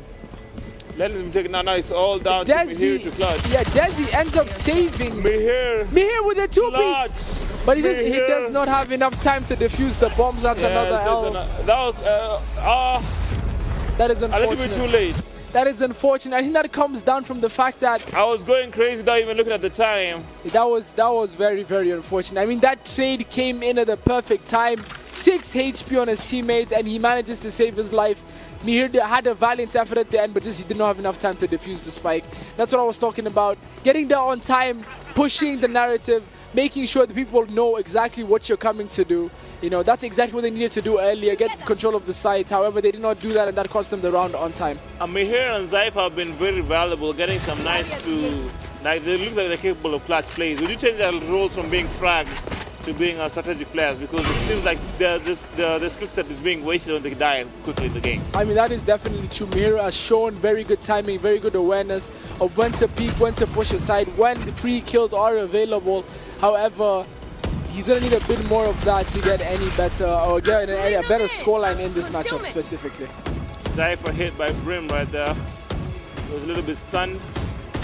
Controversy peeking. This game's for 5v4. Controversy has been taken out a little bit early. Taken out by Triad. Triad is on a roll right now. That was a big kill coming the in. MVP in both rounds, playing an amazing game so far. 5v4, 50 seconds left. Desi with a flash does get, and Zypher, the breach flash is extremely important. Once again, the door gets closed. The only entry point is Haven as it stands. Psycho is 1 HP. He's gonna get hit with the flash. Yeah, this round is looking like it's going out of the... It's going away from them very, very quickly. Once again, tried with a kill on Lenny. 2v5 with the bomb down. That's a big kill from Psycho. Does pick up a Vandal, the Reaver Vandal, one of the nicest skins in the game. At least in this match, you haven't seen any flawless victories. They're doing their best, but it is not enough. 11-3 looks like it'll be 12-3 very soon. 4v1, Mihir again, the last one, and Mihir has been taken out by DZ. And it is 12-3. Once again, Mihir doing a good job staying alive late, using his Cypher abilities to give his teammates comms. However, at this point, it feels like his teammates aren't giving him the same favor, giving him enough time to do what he does best, leaving him in positions where he has to fight, although he's not the best suited for that due to his character. But if you look at the leaderboard right now, John, do you want to take us through real quick? If I take you to the leaderboard right now, you can see me here actually being the best player. Controversy being the best player to the 4th best player. He went from having a draw in their KD ratio. Right now he has a pretty negative KD ratio, looking really bad, almost from a negative 50%. Triad again, 22-8 on the KD ratio. He was 24-7 in the last one, doing what he does, very consistent, carrying his team yet again, doubling his next teammate in terms of the KD ratio. Very impressive from Triad. Definitely very impressive from Triad, showing us exactly what he knows. He knows how to do best. That's frag all the way out. All the way out. Now remember, GGWP, if they win this, they'll be number 3 in Kenya. And it's not all lost for our homeboys, Boygohood, because if they lose this one, they are still ranked number 4 in the whole of Kenya, which is quite an impressive achievement. That is definitely an impressive achievement, but coming out to... It's never really about how you finish, it's about how you feel like you played. And I think a lot of players will be happy with their performances, regardless of what the outcome becomes, because as long as you can impress yourself, that's the only person who should matter. He here has to get the title of most improved so far. And let's go back to the game. It's 3 versus 3 right now. The big push on B. Silence. King is taking out controversy. So it's a nice 3v2. How do you think this will play out? I mean, considering the map position, Reina's out in the fact she has Spike, it's a 2v2. It could go either way. Killjoy also invested her ult. King manages to pick out Psycho. So it's a 2v1. If Newman can get something going in this next fight, it's going to be what makes or breaks the game. Makes or breaks the game. Let's see if we can see any encounters happening right now. We're close to having one. 10 seconds Time left. is running now. 10 seconds, 8 seconds, 7 seconds. The flag is being planted. Do you think he has enough time? Planted. He does not have enough time to put the bomb down. However, he all the way watching the attacker side spawn. But that is the defender side spawn. He's all the way on the other side watching the defender side spawn. And then we have Nzaifa coming in with the Vandal, trying to check all his corners, make sure there's no one near him. However, by the looks of things, it looks like Nzaifa is going to end up dying at the hands of Reina just because of the angle that they took when they were walking through it. Attackers win. And just like that, another massive win on the side of GG, showing us why they came, and that is to win and to play to the best of their abilities. GGWP is the team on your far left in the right of the screen. Bagel on the right. GGWP officially the 3rd best team in Kenya in the Red Bull Campus Clutch. Number 3 in the whole of Kenya must be amazing. Look at the statistics again. Triad again, number 1. DZ Numix again, top 4 being players from GGWP. A big improvement by Mihir being 6. However, controversy going from being the 3rd best player to being the 2nd worst player. He was the biggest factor in the game. He did get traded out. Definitely. Oh, that staggers the enemy. Now into some highlights of the game. Check out this pick off by DZ. There's a nice pick off right there. Namin helps again. That was a good highlight right there. Waweru, amazing work right there. Yeah, Waweru with the operator has shown that he is very potent, very dangerous with it. Once again, Waweru and the operator, a match made in heaven. He does get a headshot on the site as well. Waweru is doing a massive job. He's putting in an absolute shift with the operator, and a well-deserved victory, and I think they do deserve a round of applause for the effort they put in, showing us it doesn't matter exactly where they were and how they started off. It's all about how you finish. I know that's what I like to see. On the screen you saw Bagel, even though they lost, they were all smiles because everybody wins, and you at home have a chance to win something big as well. Make sure you are clicking on that link to get your wings. The link is right there. Get your wings on YouTube, and if you win your wings, you stand to be drawn in a pool where you can win an Intel NUC 11th Gen Core i7 NVIDIA GeForce RTX 2060 512 gigs and 16 GB RAM. Sounds amazing? Sounds great. Now right now we're going to go to our man on the ground, the man with the boost on the ground, Charlie Karomi, with the winners, with the captain of the 3rd best team in the Red Bull Campus class in China. Charlie Karomi, take it away. What's up, John? Did you just say I just click on a link and I get wings? Just that? Wait, can someone hand me a computer? I need to click on that link. Guys, get clicking on that to get yourself some wings. And this guy right here, he just got himself some wins. Congratulations, GG King. Yes. How are you feeling? Well, very well. The team was really nice. We had a strategy, implemented it really well. Okay, that's what worked for you in this one, right? Yeah, so that even if one player is having a bad day, any other player would still come up and cover them. Yeah. Okay. I know you don't hear this often, and I know it's a phrase not said a lot to you guys, but good game. Well played. What next for GGWP now? More practice and waiting for the next tournament. That's the next Red Bull Campus Clutch. Yeah. Okay. And we have a lot of wings for you guys over here. What is one thing that you would advise anyone who's out there who's looking at the Red Bull Campus Clutch as the place to go? A lot of people are watching and they want to be pro gamers as well. What's your word of advice to them? Just practice. It's just like any other sports. You can't just sit back and just hop into the game. You have to grind it. That's why I'm pretty sure the team going to win this is going to be the best team because they put in hours into playing the game. Okay, that's Yeah. general advice. Now, advice specific to Valorant. Is there something in Valorant that you believe? Is it the economy, like learning how to use the money? Is it the map knowledge? What is it in Valorant? It's a combination of all those things. Yeah. You know, I can't just point to one thing, but I'll say all of those things. You have Okay. to understand all the maps, all the agents, and play to your strengths. Okay. But once you form a team, everyone, you don't need to change to suit someone's strategy, but you make a team where you embrace each other's strategy and make Okay. the best out of it. Okay. Yeah. Okay, nice to hear. And congratulations, third place in the entire country. Yeah, Did not you bad. think you'd get to this place when you first started? We expected higher, but we'll take what you get. Okay. GGWP, good game, well played. And that's exactly what they did here at the third place playoffs at the Red Bull Campus Clutch Kenya National Final. Now, all roads are leading to that main finale, which is going to be up in just a bit. And to tell us more about that as we get ready for it, it's John and Hersey on the desk. John? If you're looking, maybe that was not a Ribia 3000, the destroyer. Okay, so Clicking on the link to get wings.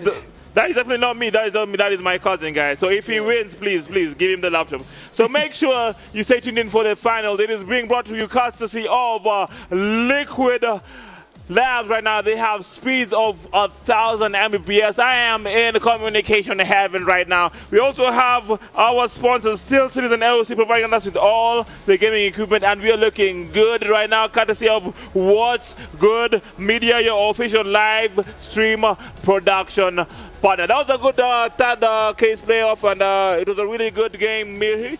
It was a really good game. What do you think about that? I mean, it's a good sign. If the third place playoff was that fun, I can only imagine how much content, how many amazing fights, insane clutches we're going to see as time goes on, because there are quite a few massive players I'm looking forward to watching in the final on both team sides.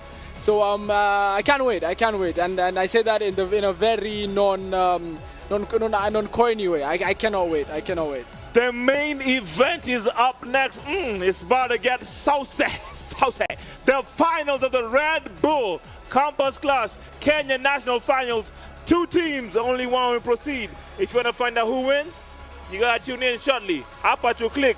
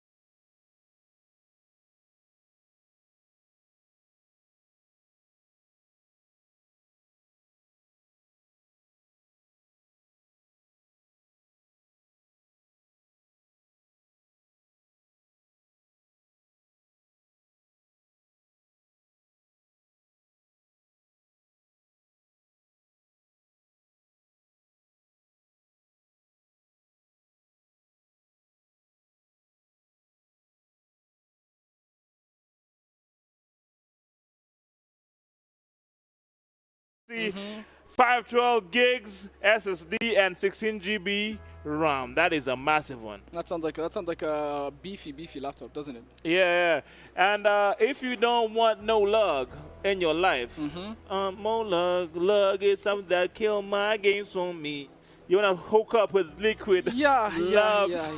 1,000 gigs of speed is what you're dealing with right now. All the sponsors are Intel Nook, of course, giving away the laptop, and our Steel Series and AOC Game Like a King with the latest equipment to make your equipment and your gaming style stands out. Shout out to Steel Series for providing us with amazing headphones to the gamers and the amazing keyboards to the gamers, the technical keyboards. Shout out to them. It's an amazing place to be right now. A lot of goodies to be won. And now the moment we're waiting for, a lot of action. This is the final. This is the final. So we have Reckless Tide going up against Step Brothers. So let's go for Reckless Tide. They're coming in hot and heavy.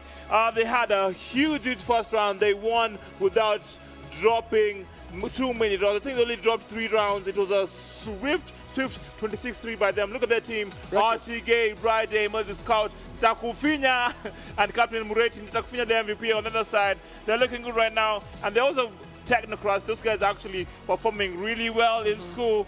We have Gabe, who's doing computer science in Strathmore, Mureti doing IT in KCA, Benedict Scout doing IT in JQuad, Brady doing IT in Cooperative University, and Takufinya doing IT diploma in Kabarak University. In the next team, we have the guys who are yet to taste defeat. They haven't dropped a single round. We have the Step Bros. Step Bros is a stacked team, one of the biggest talents coming out of Kenya. We have Panda, the captain, John, Desi, Ace, Black Beast, and Joshi, who is subbing in for these last fixture. They brought the big guns for the big final. They know what it takes to win. They know what it needs to be done, and here they are. Joshi coming on the sub, even though they didn't drop a single round, they're still doing some things. You can see them on the screen. Step Bros are the guys on your right. That's them right there, Step Bros. You can see in the cap by John right there. The Step Brothers, that's them. On the other side, we have our main competitor, the Tide. So, will the brothers would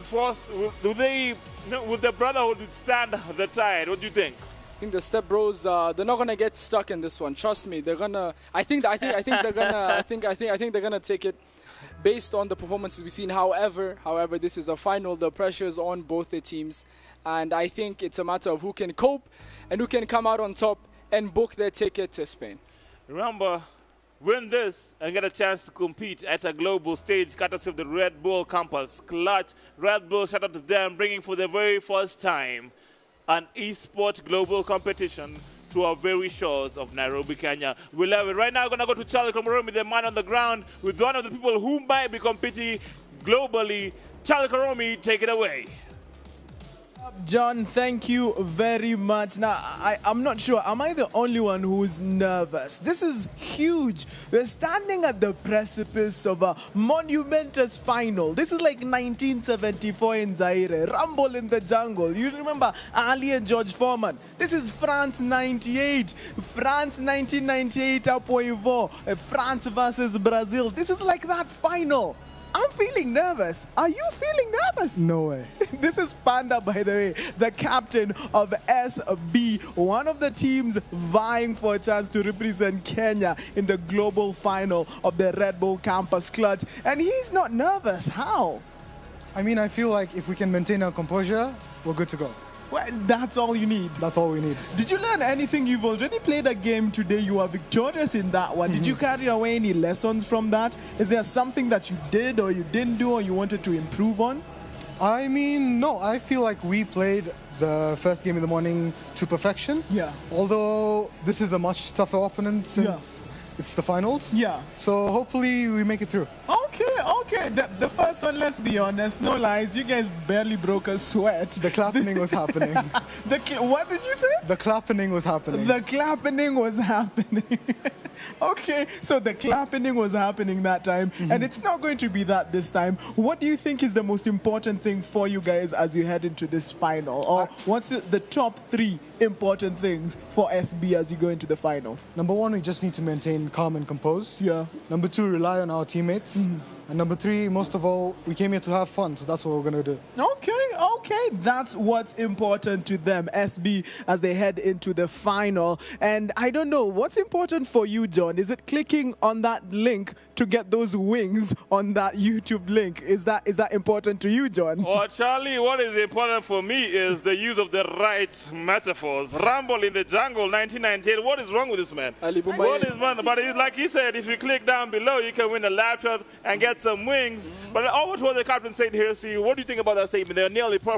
I mean, from what you saw in the morning, the performance was almost perfect. I mean, you can never be perfect, and I think Panda is aware of that as well. And that's why they're looking on to improve and play even better in the final. He does acknowledge the fact that this is a much better opponent, in his opinion. And I do believe they will be well prepared, and they should be well prepared, because this is no joke. This is probably one of the biggest finals he's played in, and I think they're well prepared and they know what they need to do. And I hope we have a very good fixture on our hands. And on a very sad note, you have to go back to the man with the horrible puns and the horrible metaphors. We're back to Charlie Karomi on the captain's corner. What's up? He's back, the man with the amazing puns and metaphors. And I'm here with another Capitane, the captain of Reckless Tide, Muretti. Yeah. How are you doing? I'm good. How are you feeling? How are the nerves? Pumped. No nerves. No nerves. You sipped your Red Bull, you got those wings, you're ready for it. I'm ready to fly. What really worked for your team in that first round? First stuff, like I said, intelligence. Intelligence is the basis of everything. Yeah. Intelligence and aim. Yeah. You'll succeed. Okay, let me ask you by there, for your team, do you guys prefer attacking or defending? Where do you shine at? We really optimize on the defense. Yeah, on the defense. The best defense is the best offense. That's the phrase I was looking for yesterday. Exactly. Couldn't find the best defense. You're welcome. It's the best offense. Is a good. Okay. So that's the strategy going into the final. Yeah. Okay. Imagine. Let's just fast forward. It's maybe an hour and a half from now. And you're 2 rounds in, you've won, and you're declared the winners, the Kenyan national champions of the Red Bull Campus Clutch. What's your first reaction when that happens? Run out of here shouting at the top of my lungs that I'm just a winner. My team and I will deserve it fully. Okay, and I'm sure you will. So guys, if you are in Nairobi, Kenya, and you hear someone screaming around in the streets, just know that Reckless Tide will have won the final of the Red Bull Campus Clutch. And I know someone else who likes screaming around in the streets. John, on the desk, you love streaking and screaming in the streets. Is that right, John? Me? Streaking and screaming, me. Yes. Ribia and me. Man, I don't know about this guy, man. This guy is all about premature celebrations, Charlie. Hopefully, that's not what she said. Anyways, back to Charlie. Back to you here. So, what do you think? I mean, I do want to see him running out of here screaming and shouting, because that adds a bit more flavor to my day. But I think they also know what the stakes are. They know exactly what they need to be doing, what they need to be thinking about. And I think based on my calculations, I've done a quadratic equation. Okay. That's how I come to my conclusions. All right, big man. Yeah. All right, big man. That's how I come to my conclusions. And I think, according to everything I have said, everything is saying is true. Don't ask me why that's relevant. All right. Because I think according to quite a few things, quite a few equations, I mean, you have the puns, and I have the unwinding, unnecessary monologues. And I think I'm going to hand it over to you once again.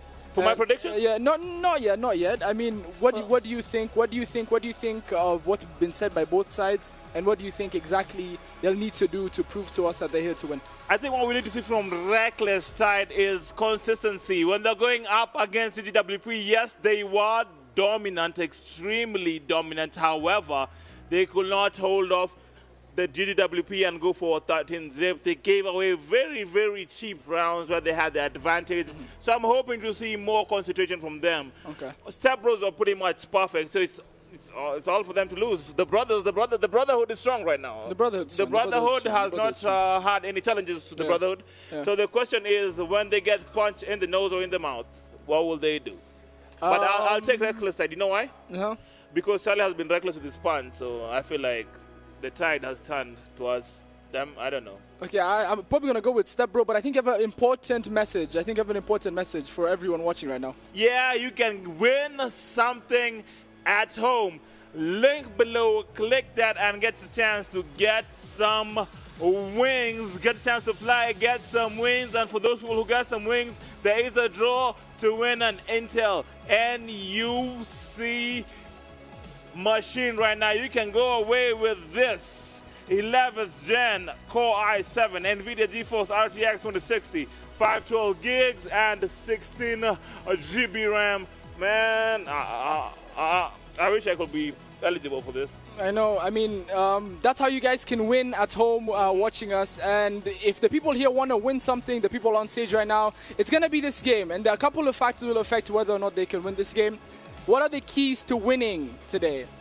Well, so first of all, we have to go through a couple of things. Entry frags. Having the duelists make sure they can pick up the kills for their teams and give them an opportunity to capitalize on the presence and the eliminations they can get for their team, and ensure they put the support players in a good role to do exactly what they need to do. Something else they need to work on is site retakes. When a team does have the bomb planted, and in most cases it might be a 5v5 or a 4v5, making sure you use the man advantage well, being able to retake a site, getting control of the site, working on a defuse, and making sure you can clutch out a round, using effective retakes, timing it well, and making sure you can break holes. Something else you have to focus on quite a bit in a high-level competition like this is getting trades. Yeah? Eye for an eye. Basically an eye for an eye and a tooth for a tooth. If someone dies, you better be able to be on it, be able to get that trade, put yourself in a position to be able to even the playing field as fast as possible. And speaking of fast, you have to be able to rotate fast. If you see a team stacking a site where you don't have enough numbers on there, you have to be able to mobilize your team, get all the way across the map if you have to, and be there ready to hold a push. Coordination, efficiency in movement, that's what we mean right there. And right now we're about to get in, and the picture you're seeing a courtesy of our partner, What's Good Media, our official live stream partner. The map that we're going to play in is Bind and Hersey. How's that lineup looking for both teams? I mean, Bind is a very interesting map. It has something that's not commonly seen in a lot of the maps. It has a teleporter. Teleporters can send you across the map very quickly. It will help your rotations quite a bit. And also, you're able to use it in a tactical way, being able to bait players and all of that. And right now, the character selection is interesting. We have SB side, Beast with Sage, John with... John is using a controller this time around, huh? Yeah, John is running Brimstone, Raps Ace with Raze. Interesting choices. Joshi running Breach, Panda with his classic. A staple at this point, he's running with Reyna. On the other side, we have Killjoy on Gabe. Brady with Reyna. That's interesting again. That's the first time we've seen him use Reyna today, I believe. We have Moretti on Sova and Melodic Scout on an Omen. You have them smokes going. It is going to be an interesting matchup. They are playing 4v5 as it stands due to an issue on the team. However, the show must go on. The show must go on. This is a big miss. Nitakufinya was their best player in the other round, and he is missing. He must be coming in because they need him. They need him desperately. This might be a whitewash for the favorites right now, being Step Bros. The show must go on. The show must go on. The show must go on. But the odds are stacked against them even more now. Let's see if they pull off a triumphant upset against the favorites coming into this one. And I'm looking forward to a close matchup, even though it may be imbalance coming into it. Yeah, if through this imbalance they manage to win it with 4 players, it has to be said that they will be the favorite. This will be the greatest thing we've seen in the game so far. This is going to be a historic moment for Kenyan esports.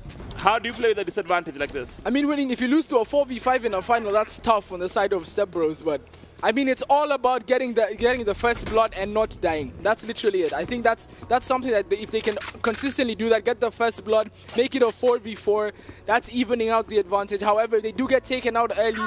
If SB do pull off first blood, it immediately makes it a 2-man advantage and makes it too difficult to overcome. So you need first blood ASAP. ASAP. With Nitakufinya out, somebody has to take the reins. We will see who very shortly. And right now we can see a lot of push-up going towards the B side of the map. Yeah, Brade and Gabe are the only ones on the side. It's a full push. That's a massive kill from Gabe. He gets Raps Ace with a headshot through the floor, right into Hookah. And right now we have Brade with the ult. He's using a frenzy. I believe he goes down on site. John gets Gabe on site. And now it's a 3v3. This could go either way as it stands. Brade with a kill, but Joshi gets Muretti. And now it's a 2v3 on side. They're putting down the bomb. Joshi is planting the bomb. That is SP Fade. They do have the bomb planted. It's looking tough for them. And there goes Melodic Scout down to Beast. And it's a 1v3 all up to Brade. Let's see what he can do. He's going to have to do something quick. He does manage to get a kill on John with his frenzy. Get some shots in. He has no more ammo. Opts to pick up a classic right in front of him. He's going to have to make a play soon if he hopes to do anything in this round as the clock is ticking. The bomb is ticking. Brade did the best he could, but to second out, it really did try the best he could, Reckless side, but you cannot afford trades when you have a player down. And even though they got the kills early, man, they couldn't sustain their momentum. They couldn't sustain it, and I think him running out of ammo in the frenzy there may have cost him a couple of vital seconds to be able to do something in that round. Do something. So far it is 1-0. And again, the same strategy applies. You have to get your kill in early and fast. Early and fast, and that's something to just have to work around with. But as it stands, it looks like a soft buy on this side. They have a Sheriff. I see a Spectre in John's hands. And I think they're opting for the hookah push once again. Hookah and long split. This is interesting because they have an Omen and a Sova on A site. They better be rotating over ASAP, because if they do not, they're going to have a site for free. They're going to have to work a retake with a man disadvantage. Joshi has eaten a few tags. He does have the spike, so he does have to be careful. He doesn't want to drop the spike.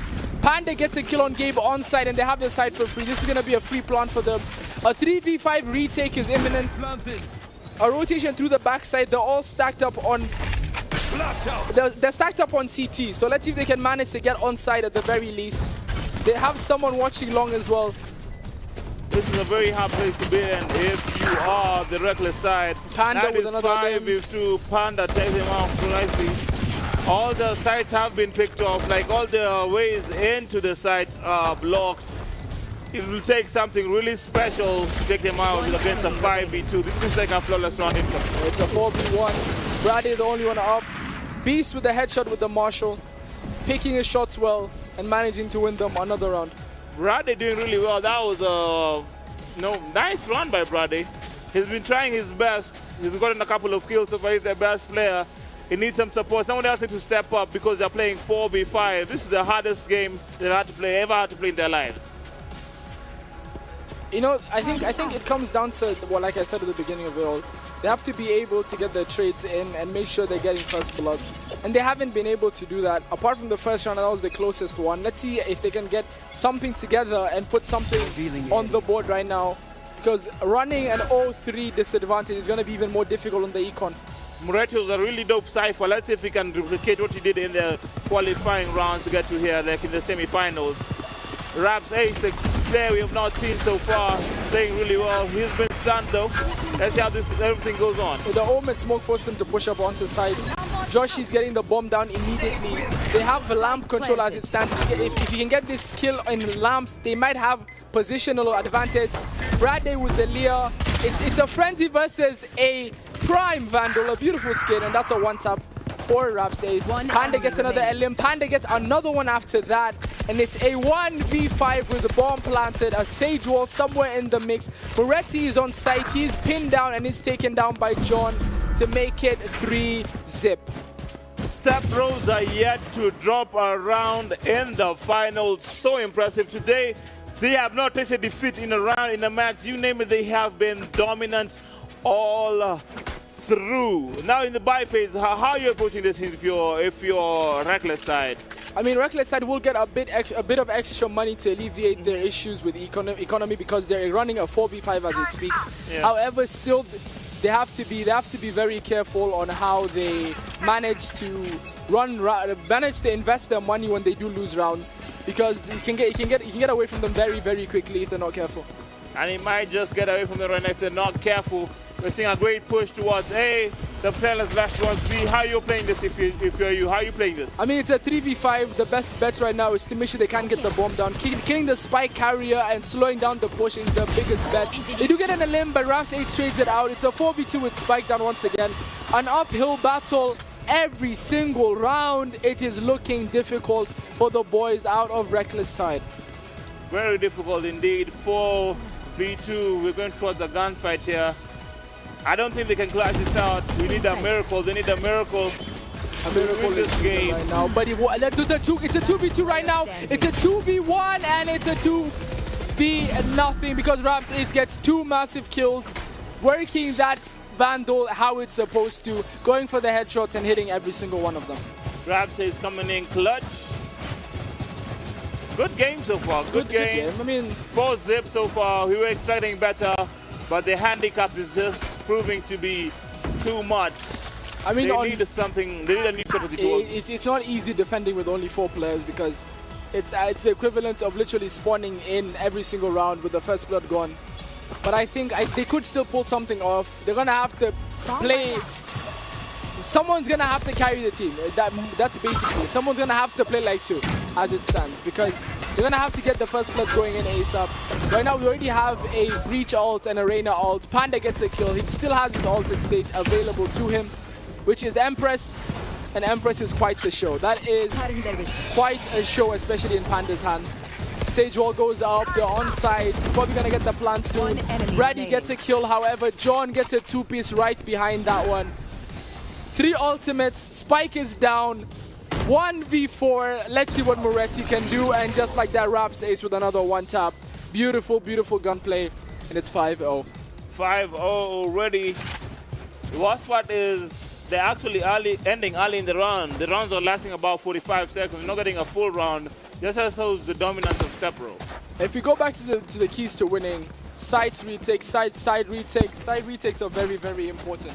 Because in the sense that when you do not have control of a side and the bomb does end up going down, you have to be able to take the side consistently in a way that gives you enough time to get the kills and defuse the bomb. But the situation now is that they're always getting into a position where, although they might get a first blood, they get traded out. It's going to end up being a 2v3 or a 3v5 or a 4v2, which stacks up the odds against them. On top of the fact that Josh is doing a really good job getting the bomb down immediately. So the position right now they're in is a difficult one, and they're going to have to change something for this to actually end up working. Currently right now 5v4, this is the 6th round. The spike has been planted. Once again, a 4v3, the Killjoy ult, that might allow them some breathing room, but the spike is down. Moretti gets a kill, it's a 4v4 situation. It's finally dead. Killjoy's ult is down, this might be the first round that they win, but Brim's ult is coming in. He has opened up the sky. Fade with the kill, Panda with another one. It's a 4v2, 3v1, Brady trying to hold on. He has healed up once again. Brady might be able to do something, but he has to do it very, very quick.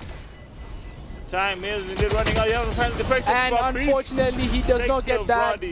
Beast with a clutch shot to the head to send him packing into the next round.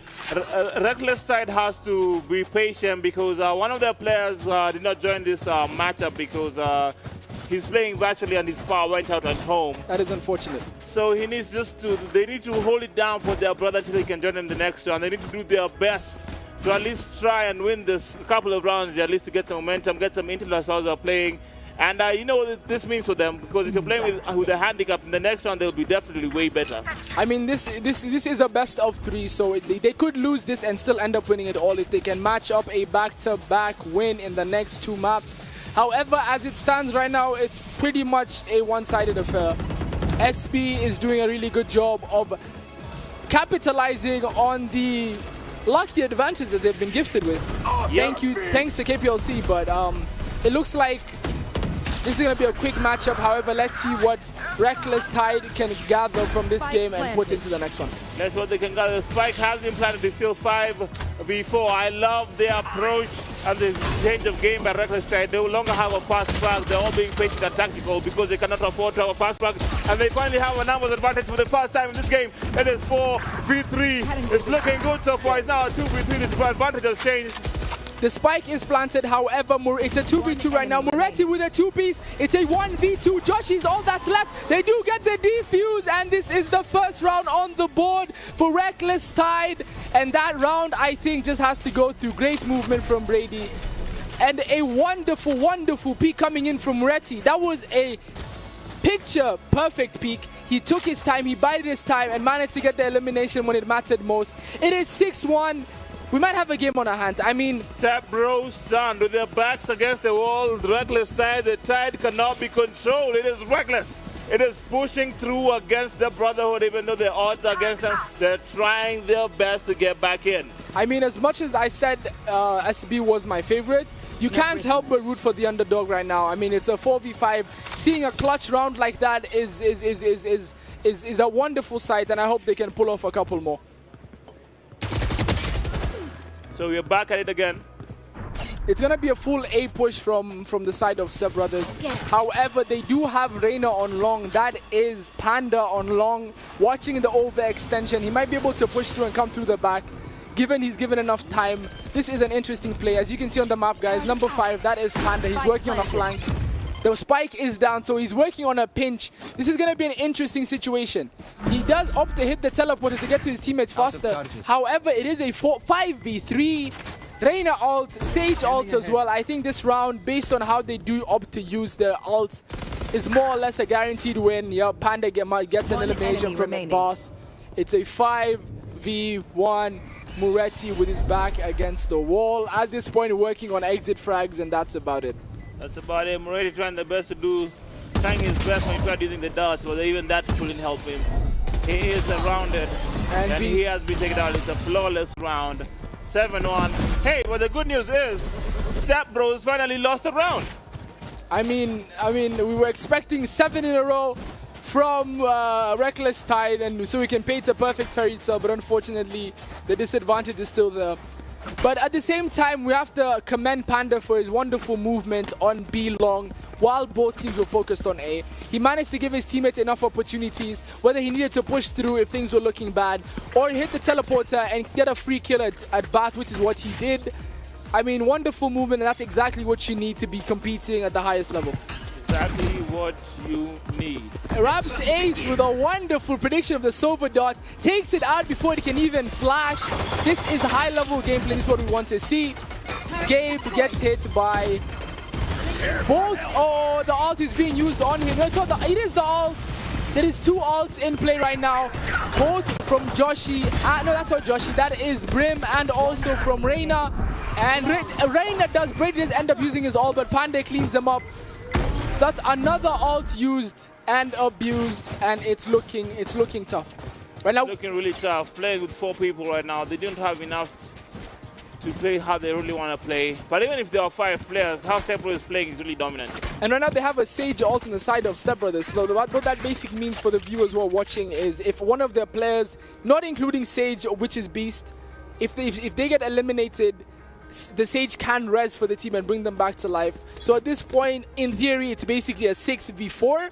So let's see if they can pull off this round. It would be quite an interesting occurrence if they manage to win this round, even with the res. And just like that, Moretti and Gabe, they take down the Sage and the Raze. And most importantly, they take down the spike carrier, so at least they know where the spike is. They're gonna congregate around that. They're playing really well right now. I don't think you can ask for a better round start because the Sage is gone. That makes sure no one that dies can be brought back to life. The spike is down, but John does get Gabe in Bath. But their location has been revealed. It is a 3v3. Moretti peeking, swinging across. Moretti gets the kill on John. What is the play here for Joshi and for Panda? Do they opt to overextend? That's a massive kill coming in from Joshi to make it a 2v2. Looks like they're going to rotate to B. They're running through the A-B link, going to short.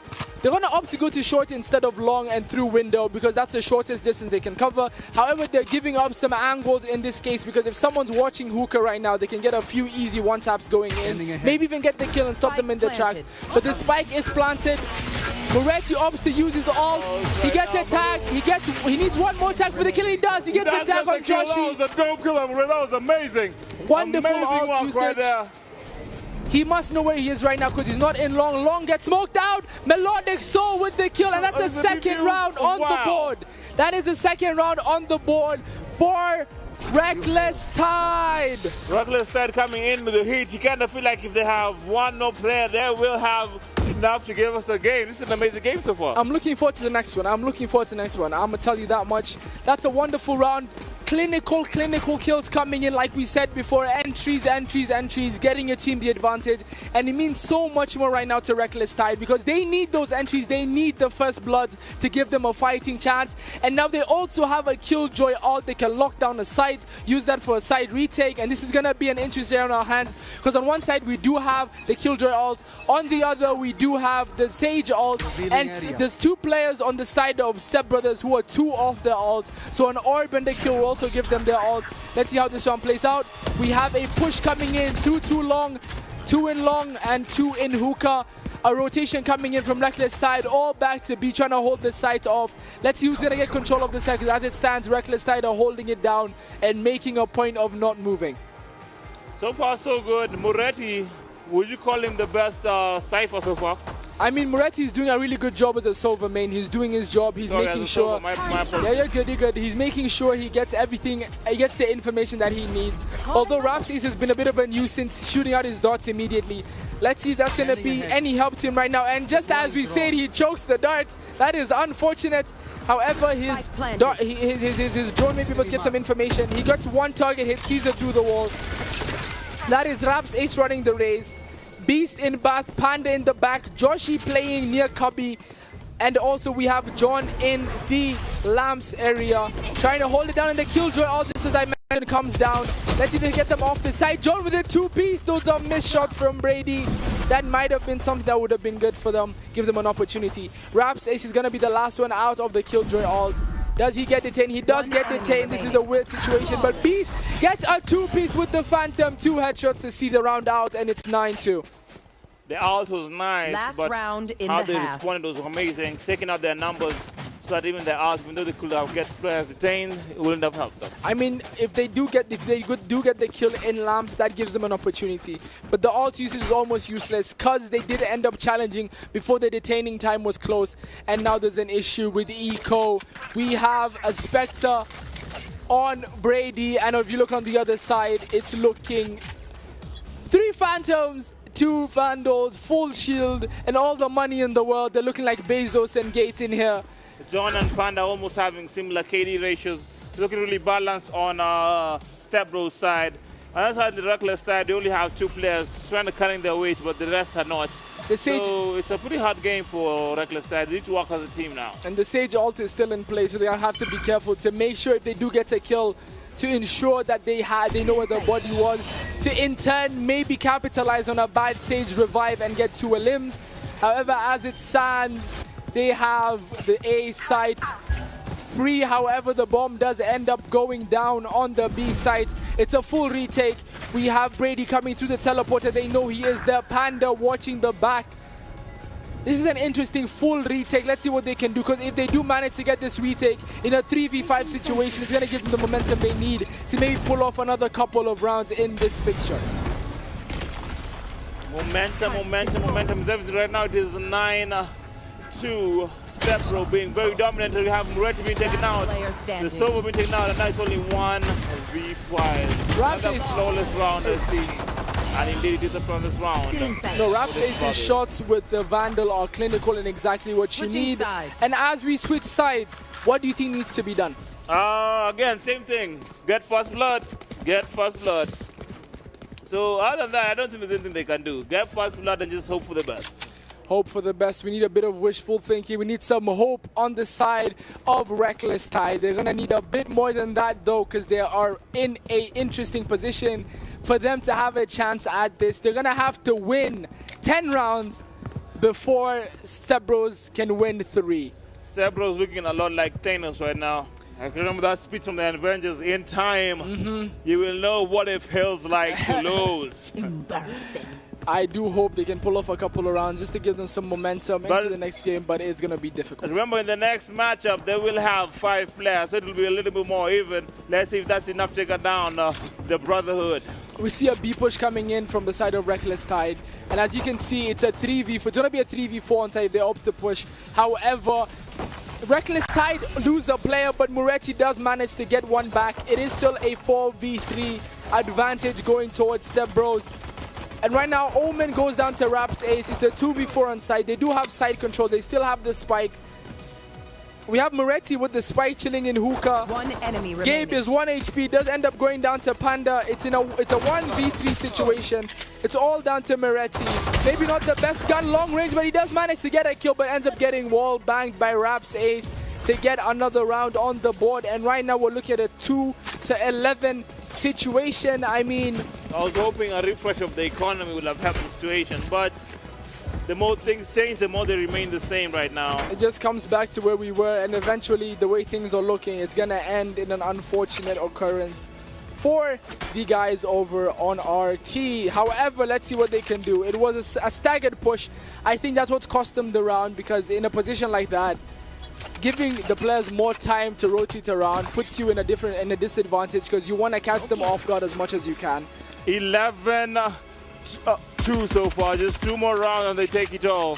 What do you think so far, Hirsi? I mean, another issue with what's going on right now is the fact that they're not running particularly any flashes. Because apart from the Omen and the Leos from Omen and Reyna, it's not much to do with actually taking over sites, because the Lea isn't the best flash in the game. Maybe a Phoenix or a Yoru or even a Breach or even a Sky would have been a better choice when you're down a man. However, they have opted to pick. So you're pretty much saying anybody else? Literally, yeah, almost anyone else would have been a better bet to try and circumvent the fact that they have a man disadvantage. And now we're watching Beast with a Marshall, and he does get the headshot on Gabe. Does eat a body shot in the process, but manages to heal up. He is sitting on the stim pad put down by Brimstone. It's a 5v3 advantage, Step Brothers. Let's see what they can do. Beast gets another one on Brady. Melodic Scout is trying to get a kill on John. However, John does manage to swing across. 2v5. I mean, if you're going to clutch something out, it's going to be now. It has to be now. It has to be now. Left. They have to win this round to give them a chance, because the economy is running, and it is running away from them fast. It's Moretti, now it's Panda. Panda gets ready Panda gets to one. take him out. Panda with the dismiss. Panda with the two-piece. The two-piece right to clutch there. out the round. You have to check your corners. You have to see who's in the corners. That was amazing stuff from Panda. Point. And just like that, we are in the last round, match point. I mean, considering the disadvantage, this is one of the more, believe it or not, in terms of raw round advantages, this is a pretty close game in my opinion. I mean, they're not winning the rounds, but they're putting themselves in position. They're putting themselves in position that they can win the rounds. RTR, and I think we're gonna have a much more interesting fixture on our hands come game 2. Come game 2, indeed. Hopefully, maybe they can come back in this as well. It's never over until it's over. Fat lady has not sung yet, and we're not body shaming. I mean, the fat lady is warming up her voice. But as it stands, no, Raps Ace gets taken out by Brady. It is a 4v4. However, Melodic Scout gets the kill on Fade. But the main man himself, Panda, does have his ultimate ability at his disposal. The bomb gets planted. This is the first plant they've managed to put down. It's a full 3v4 retake on the side of SB. However, it is a 4v2. We have Reyna in her ultimate ability. Panda gets one. Panda is trying to get a second. He is overhealed. He's in his Empress form. They are going to cower. Let's see what he can do. The time is stacked up against him, however. He needs to get it done now to give himself a chance at getting the defuse. That's another kill. But I think he's going to opt out just to save, because it doesn't look like he's going to be able to get the kill unless he can take down Gabe. He does take down Gabe, and they do get the defuse, and that is a wonderful round from Panda. Wonderful usage, and that wins them the match. That is 13-2 for Step Brothers. 13-2. Big shout out to Reckless Tide. At least for the first time, somebody has taken a round or two off the Step Brothers. The dominant performance from the Step Bros. 13-2. They're sitting pretty there. One round away from being the official representatives of Kenya. Looks pretty good for them. I'm pretty happy for them. So right now we're about to add the virtual player who missed out. So it might be good. It might be Nitago Finya, who's about to join us, who's their best player in the last round. So I'm excited for that. I think Panda in the last round Panda had the chip stacked against him. They were in a 4v2 situation, and he managed to single-handedly clutch out the defuse by giving his teammates cover he needed so badly. And I think it's plays like those that give you the edge in a competition like this, where every single kill counts, every single round counts. You need a heads-up play from players like Panda to get you the wins that you need. So it is what it is. Round 1 is done and dusted. And we're about to enter into a break. A great game so far. We'll be back With shortly. game 2.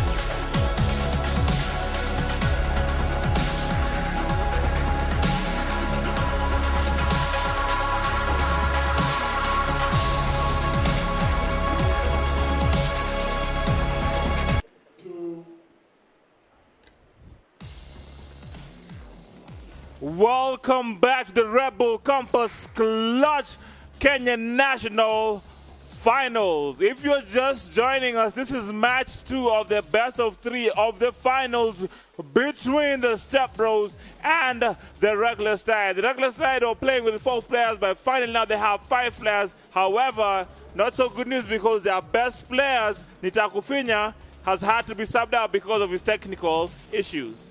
I mean, it was an unfortunate occurrence that the fourth player who was currently offside couldn't play, particularly because of Kenya Power and Lighting Company. Unfortunately, does not have any electricity. However, right now they managed to fill a spot with a substitute. And right now they're going to be able to at least put up a better fight, I believe, because it's going to be a 5v5 and it's going to be, I think, a much better fixture. Yeah, it's going to be a way better fixture.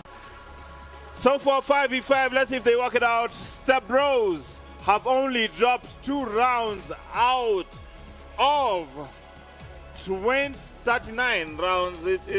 That's impressive. I mean, but the thing is, they lost to a 4v5 situation, so that goes to show exactly how good Reckless Tide are.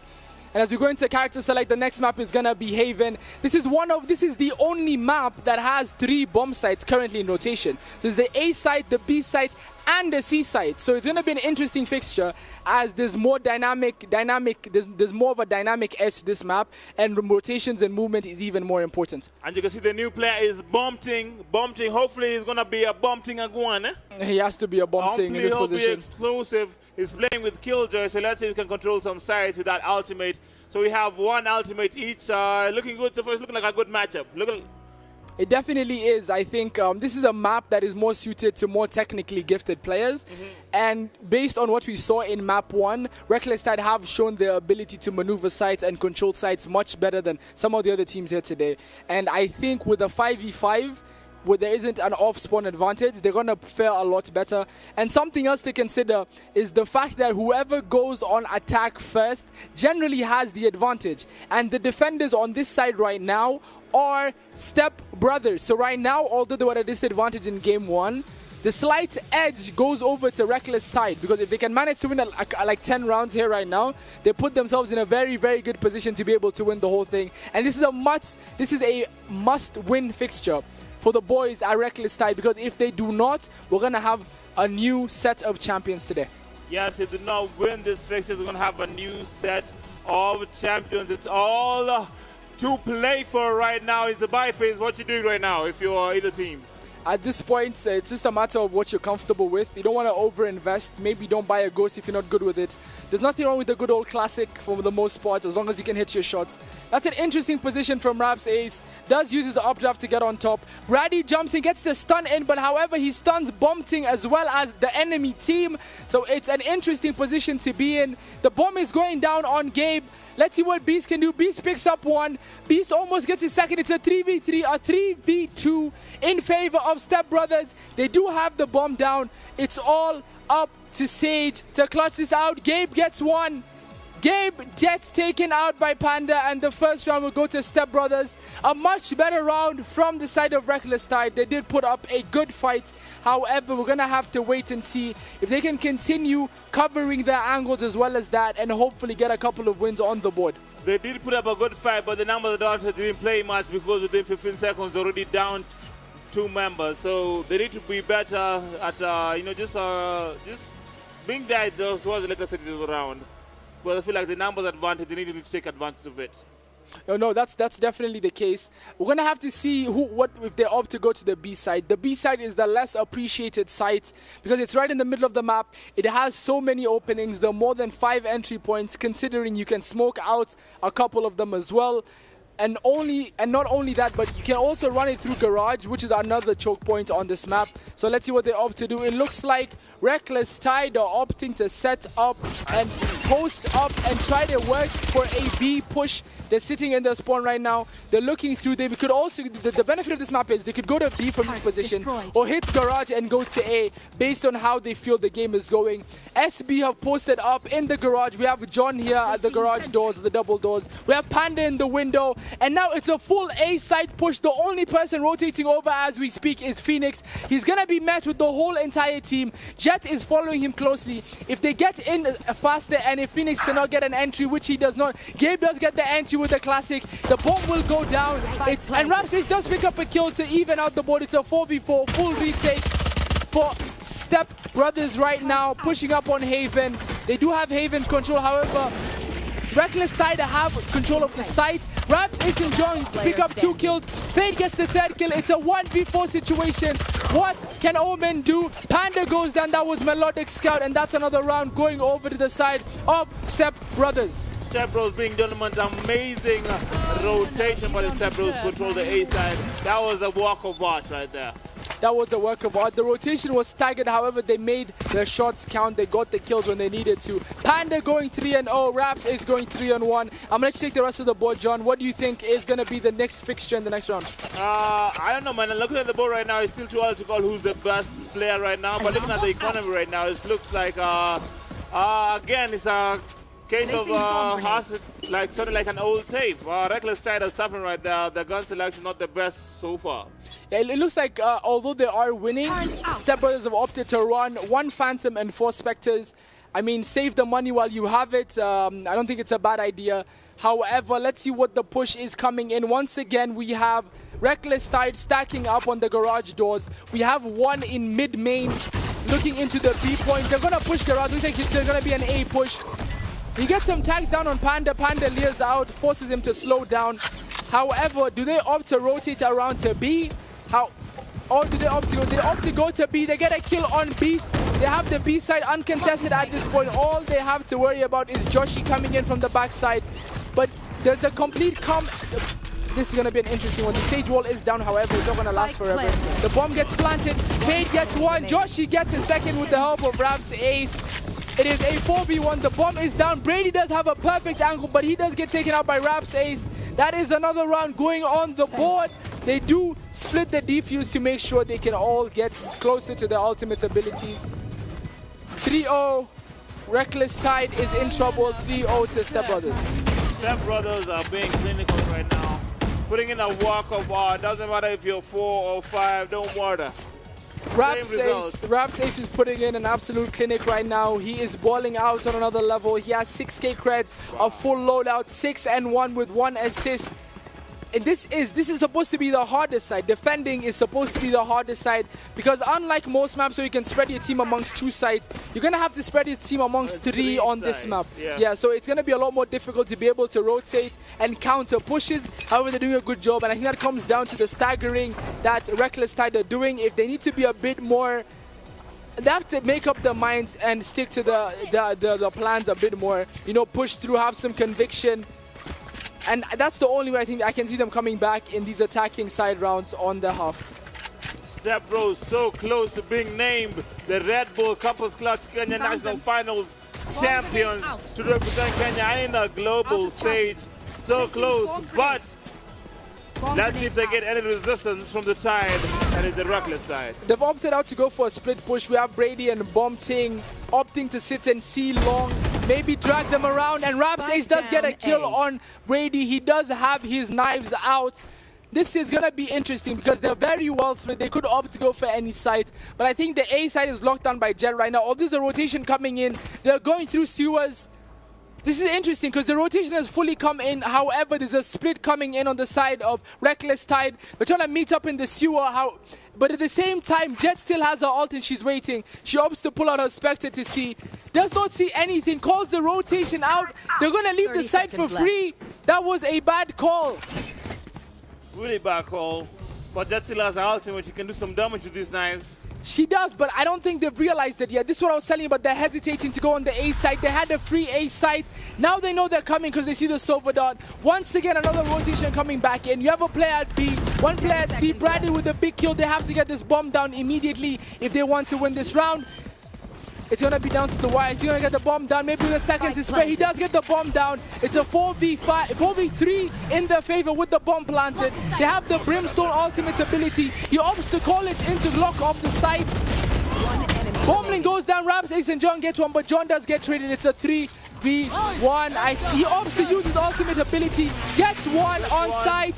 This is a massive, massive round for him. Does he get the defuse though? I think he might be able to. That was a good usage of the ability. However, that was good rotation to try and pick up the kill, so he can't get more than one elim. That's a round Reckless Tide should not have lost. Yeah, But once again, have lost, but succumbs the same. Step Bros, you can't deny the fact that Step Bros are taking every opportunity they get to capitalize on their opponent's mistakes. Reckless Tide, living up to the name Reckless, but not to the name Tide right there. A bit reckless in their performance. Moretti, the best server we've seen so far, living up to his name yet again, but that KD ratio is not good enough. Dead even at 4-4, 0 assists. He needs to be doing better. I mean, I think that round comes down to his teammates because he had the lineup on the spike. He put a marker and everything. He could have easily saw that round out as long as one of his teammates stayed alive. They unfortunately did end up getting wiped. So him having a Sova ult in the backside of A did not matter much because even if he did get the kill, they're going to be on him like white on right. They'd have no way of being able to get to the spike. So it's back to the game again. Looks like we have a split towards B and C. You have a rotation towards A by a Womp team member. I don't know what's happening right there, but the whole action is towards B. And that's a big kill coming in from Brady, but Joshi does get another frag to even it out. However, Brady does end up picking up a kill on B. It's a 3v3. They get a plant on the C side. Does Sage have a wall? Yes, she does. She opts the side. She opts the wall off the backside to force him to come through one angle. It's a 1v3. All that's left is Gabe. He has a good wall though. He can watch the bomb from long. This is an interesting position. Will he hit his shots? Are they going to double peek? He's waiting for the defuse. The smoke is massive. Is there a marker on the spike for him to shoot through the smoke? That's a massive kill from Raps Ace. And the defuse is getting in from Panda. Will he give him half? He does not really care. They just want to win this game as fast as possible. 5-0 Step Brothers. Cruising in the driver's seat. Raps Ace with the 2-piece on the clutch. Big man Bazoo doing what Big man Bazoo doing. Yes, sir. Look Yes, at that sir. KD ratio. 10 kills, 2 deaths, 1 assist. Raps Ace is not here to play any games. He might have had a cold start. Man. Look at the credits. Like at this point, I think the econ rating on the side of it's much better than we've seen in the earlier games because they do have the ability to buy a couple of Phantoms, a couple of Vandals. However, they're opting to run Spectre, especially during Bumpting. Bumpting could afford to get a full loadout, but he opts to run the Spectre to give his teammates enough time so they can invest together. This is a round they need to win. It's a full C side. It is Killjoy against the world right now. John against the world. She's holding down the side the best of her abilities. Killjoy is quite an operator to use, quite an agent to pick because right now she gets everyone. She gets everyone over there because she knows that she can easily get back out. Killjoy ult comes in, although they have the bomb site for free. John opts to get off of site, put it down, gets a kill as well. This is massive. He gets down his ultimate ability and the kill. It's a 4v4. The Killjoy will not get any detains. However, the bomb is down. There's full side control. Can they get the defuse off? Raps Ace about to get the defuse. They get a kill, however, it does not matter because Raps Ace gets the ninja defuse going. All thanks to that smoke from Raps Ace. The jet smokes may not be very useful in very many circumstances, but it proved vital right there. Proved extremely vital right there. And look at that. KD ratio, same thing. Raps Ace killing it. But now Fade is catching up. But on the other side, Moretti is trying his best and ready, but Bumpting, the player they had, has 0 kills. I mean, he does have 1 kill. If he does get 1 kill, he probably will have his ultimate ability. That might be giving them a bit of breathing room. However, that save they did the last round gave them a bit of more room in terms of them being able to buy guns. It's a full buy apart from shields going on both sides. Let's see what they can do now that the playing field is even in terms of the weaponry. Moretti with the first blood on B. Raps Ace gets another kill, however, gets shot out by Bumpting, who does have her ultimate ability now. It's a 5v3. They have control of the A side. The ult does go down. They have to get the bomb down to utilize this ult to the best of its abilities. Bumpting does get the bomb down as well, and the ult. This is a round they cannot lose. This is a round they should not lose. This is a round they cannot afford to lose. Reyna pops her ult immediately. Let's see what she can do. We have Joshi on Haven looking down to get some information for his team. He does take out Gabe. However, they're not giving him enough room to peek from. I think this round is almost... I think it is shocked. This is going to be the first round. Panda is on the bomb. Melodic Soul does get Panda off the bomb side. Killjoy using her abilities. The Nano Swarm protecting the bomb from any defuse attempts. 30 HP on John. He is the last one up. He does get one kill. Can he get a second? No, they can see him through walls. They opt to leave the side because the spike is going to blow up. Can he get off as well? Maybe get an exit frag. No, he cannot. And that is the first round going over to Reckless Tide. Like I mentioned, the Killjoy ult coming into full usage. Wonderfully played. And that's exactly what we want to see from the team over on Reckless Tide. Reckless Tide finally getting around in. As you can see, the improvement right there is courtesy of their new teammate Bombching. His kill and his ultimate being the difference in this round. Great work by Bombching. Finally, he's in the game. That's all they needed. Bombching had a decent round, 2 kills, a usage of his ultimate ability at the perfect time. Nano swarming the spike to make sure they can get a free defuse off. I mean, you couldn't ask for a better round on the side of Reckless Tide. Wanting to see a couple of more there. I mean, for them to be able to actually go into the other half, even, they're going to have to win the next 5 rounds. And it all comes down to this. Gabe gets an entry onto Panda, who was watching the garage side. They're still holding this, they're staggering the push. This is very high-level gameplay, keeping the opponents guessing. They're going to decide to go to C long. All they have to worry about is Joshi holding the backside of C. Joshi has a Vandal. He gets flashed. He gets taken out. It's a 5v3 onside. They're going to get the bomb down. For the first time in a long time, SB have their backs against the wall in this round. It's a 5v3. There's a util usage from Phoenix. Melodic Scout takes 2 out. 1 player left on the side of Step Brothers. Melodic Scout having a massive run for him. Let's see what he can do. John is the last one up. Melodic Scout gets some tags on him. He gets the full spray going. Melodic Scout carries his team to another victory. It is 6-2. The tide is turning. The tide is rolling. Back-to-back rounds coming in from Reckless Tide. Can they put something together and manage to go out on a draw on the defensive and attacking side respectively? Shout out to Moretti. His silver rating is through the roof. He's played really well in that round, helping them get some valuable intel. Just a good gameplay all around. As you can see, finally the KD ratio is improving for the whole team now. Now, finally, Reckless Tide looking like a team. If you look at their stats right now, they're looking really good. It's looking like they're finally putting us together a nice run towards the guys who are now the favorites. Speaking of Moretti, he needs 1 more kill to get his ultimate ability. Or if he does get the bomb down, he will have it as well. It would be a massive, massive, massive asset to have his ability in a position like this. Because if he gets a lineup straight, he almost guarantees nobody will be able to defuse the spike. However, on the other side, you have Phoenix with his ult, Jet with the ult, and Brim being able to open up the sky and drop flames anytime he wants. Open up the sky. We have an early engagement from Bombching and Rap's ace. He does opt to peek all the way through, change an angle, maybe wait for an overextension from Bombching. He does get spotted by the Sovados. Let's see what Bombching's gonna opt to do. Does she opt to push through with her? Does she opt to throw up a Nano Swarm? Not much it's doing. Does it get a slight tag on Rap's ace? He knows he's in the corner. Here comes the fight. He tries to gun away. He comes back with... oh, that is an unfortunate reload. We have a 3v3. Brimstone's opening up the sky. In this position, they get the bomb down. However, he does have his ultimate ability. He has to stay out to get maximum value out of this. Maybe going over to the defender side spawn or the attacker side spawn to give himself more room to work with. He cannot die in this position. It is a 2v3 on site. They hear him break his knees. That's a massive kill from Panda. He goes into his dismiss. That's another kill from Panda. He goes into the hill. Panda with another one.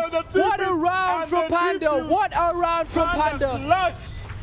Panda turning an unwinnable round into a 3-piece and a biscuit. That is another round. That is a massive, massive clutch. What that does, it takes away all the momentum from Reckless Tide. They're trying to get some momentum. And it's so amazing to see what he's done right now. Rap says only has 1 death. And SB John, 0 deaths. 0 deaths by John. And John is 66. He's 66 and 6. That's his assist. Yeah. That's his assist. You're good. Yeah. So basically, as it stands, that is, if you know, boys, momentum switch. That is pouring up. That is the ice bucket challenge equivalent right now. They had 3 up on site, everything going for them. A plant down, 1 off everything. and they just lost it all because of a heads-up play from the captain, coming from Step Brothers Panda, with a captain's contribution right there. And I think right now they're in a bad spot. That's a round they should have won. They invested quite a bit. It's a really bad spot to be in right now, but they're still dead even. Killjoy has the ultimate to the other side. That would be really impressive when they plant. Jet does have her knives out. Let's see if she opts to use them aggressively or in a defensive way. Panda is still watching the garage door. It's a slow and staggered, calculated push here. Very calculative. 7-2. But it can still go either way. As you can see, Rapsex ready with the ultimate right there. Just chilling, waiting for some heads, clicking some heads. That's a good call from Joshi. Joshi tells them he has players on him. Joshi with a massive kill, the Sheriff headshot. Are we about to see a quick ace from the big Josh? 30 seconds Come on, left. give us that tense extravaganza, man. Come on, we need a 5. We need a 5 piece from Joshi. The ace is still on the card. It's a 4v3 right now. The ult comes in from Moretti. Moretti takes out 1. The Sage Wall blocking them out. This is another round where they have the advantage. There they are. Beast gets 1 on Gabe. It's a 2v3. However, they have the lineup going for the spike. He is on the spike. Do they have a marker on the side? Yes, they do. They get 1. They get 2. Moretti with a massive 2-piece. Getting 1 off spike and snapping onto Beast's head. That is an ult. He's stealing sight out of...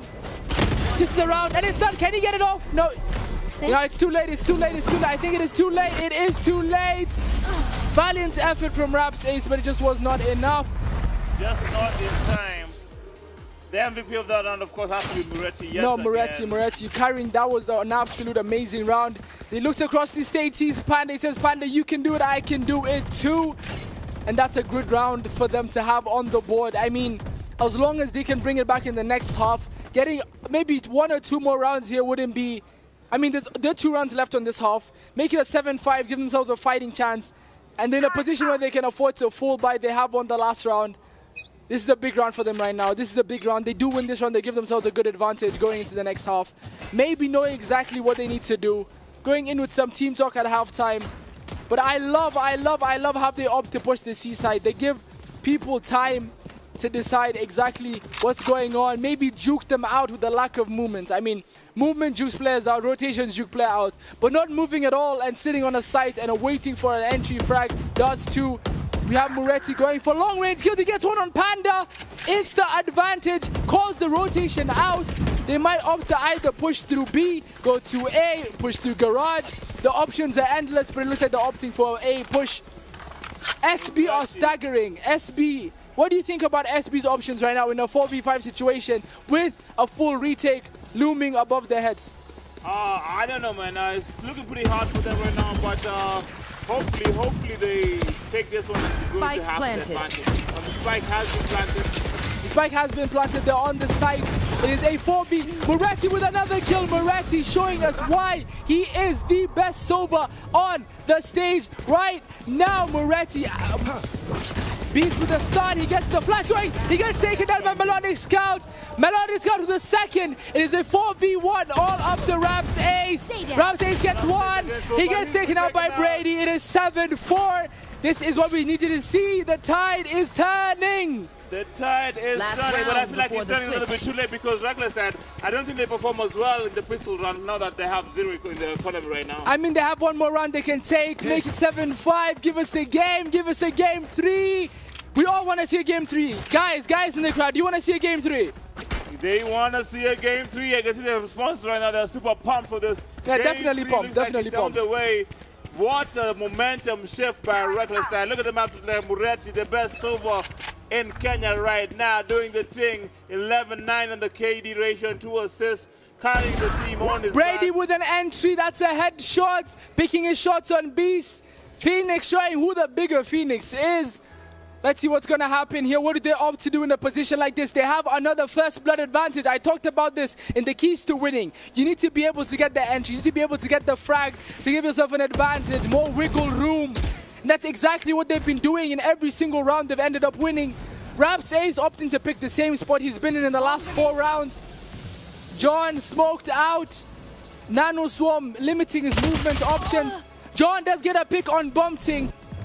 This could be a big kill because that slows down the push on C site. The rotation is staggered. Melodic Scout planting the bomb, opts to get off the spike. Goes back again. Panda gets Moretti. It's a 4v3 right now. That's a big kill from Melodic Scout. Evening it out. It's a 3v3 on site. Especially just from a plant. That was amazing. That's a beautiful use of teleport. Make sure you can get shot from garage. They have eyes on the spike, holding C-Long. Raps Ace and the boys rolling onto the sides. Can the Tide hold on? They get smoked out. They have the spike marked. He's on the spike. He gets the kill. That's a massive kill from Brady Fane with a double kill. It's all down to Melodic Scout. 1v1 Raps Ace clutches it out. That's what you need to see. Great work by Raps Ace. That had me on my toes right there. That could have gone either way. Step Brothers being the villains. We wanted a comeback, but they're like, nope. Step Brothers winning on defense 8-4. Now we're gonna switch sides. We're gonna see what the Step Brothers can do on offense. They had a very good showing on defense. Let's see if they can use this 3 bomb site split on Haven to their advantage.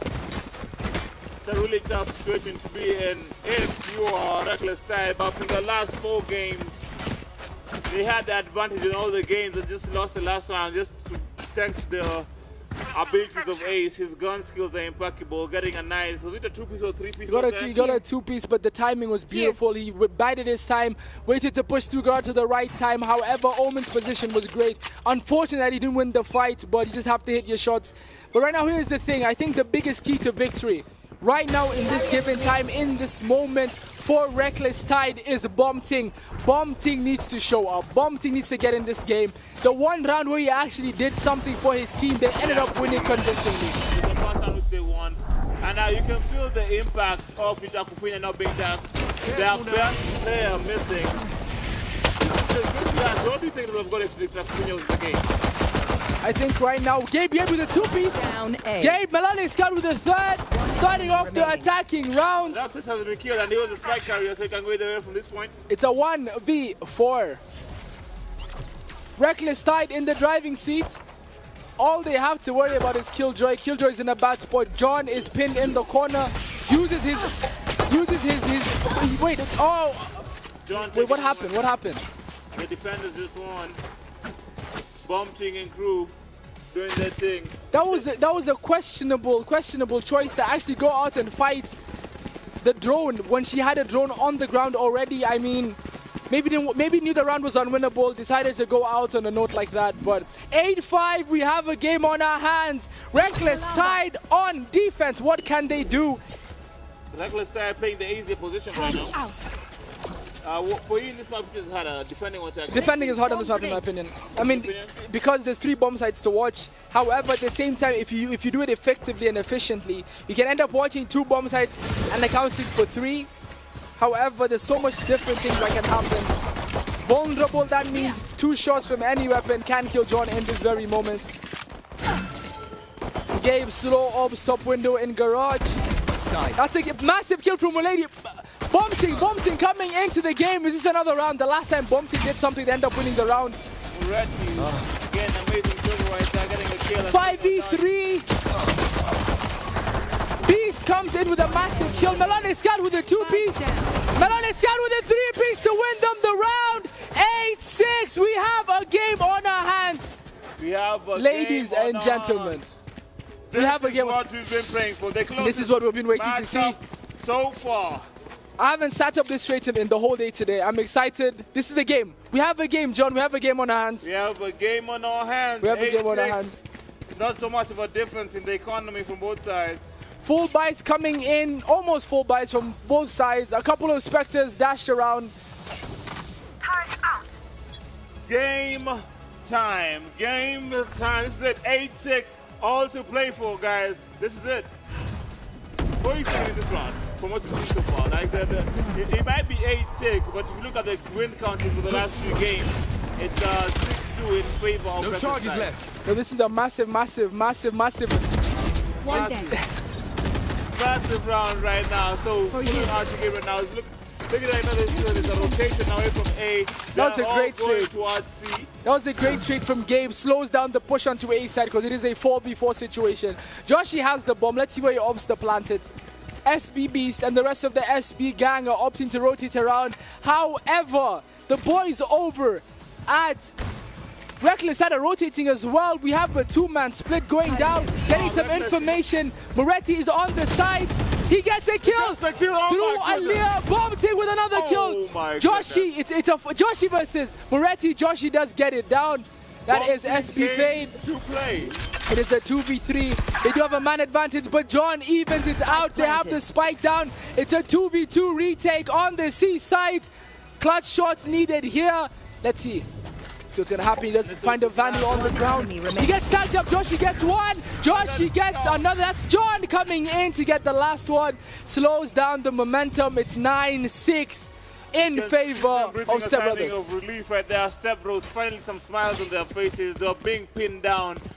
They tried to rotate early, but Moretti was so good in his rotation, but it was not enough to stop SB from winning that round. I really hope that momentum swing did not stop the great work RT were doing on this side, on this half, because the setup was amazing. The info gathering was great. Now we have a push through mid. I think they're going to push garage. This is going to be a garage push. The wall is ready on B side. The B side's been locked. The wall's been broken immediately. Now we know it's going to be a B push.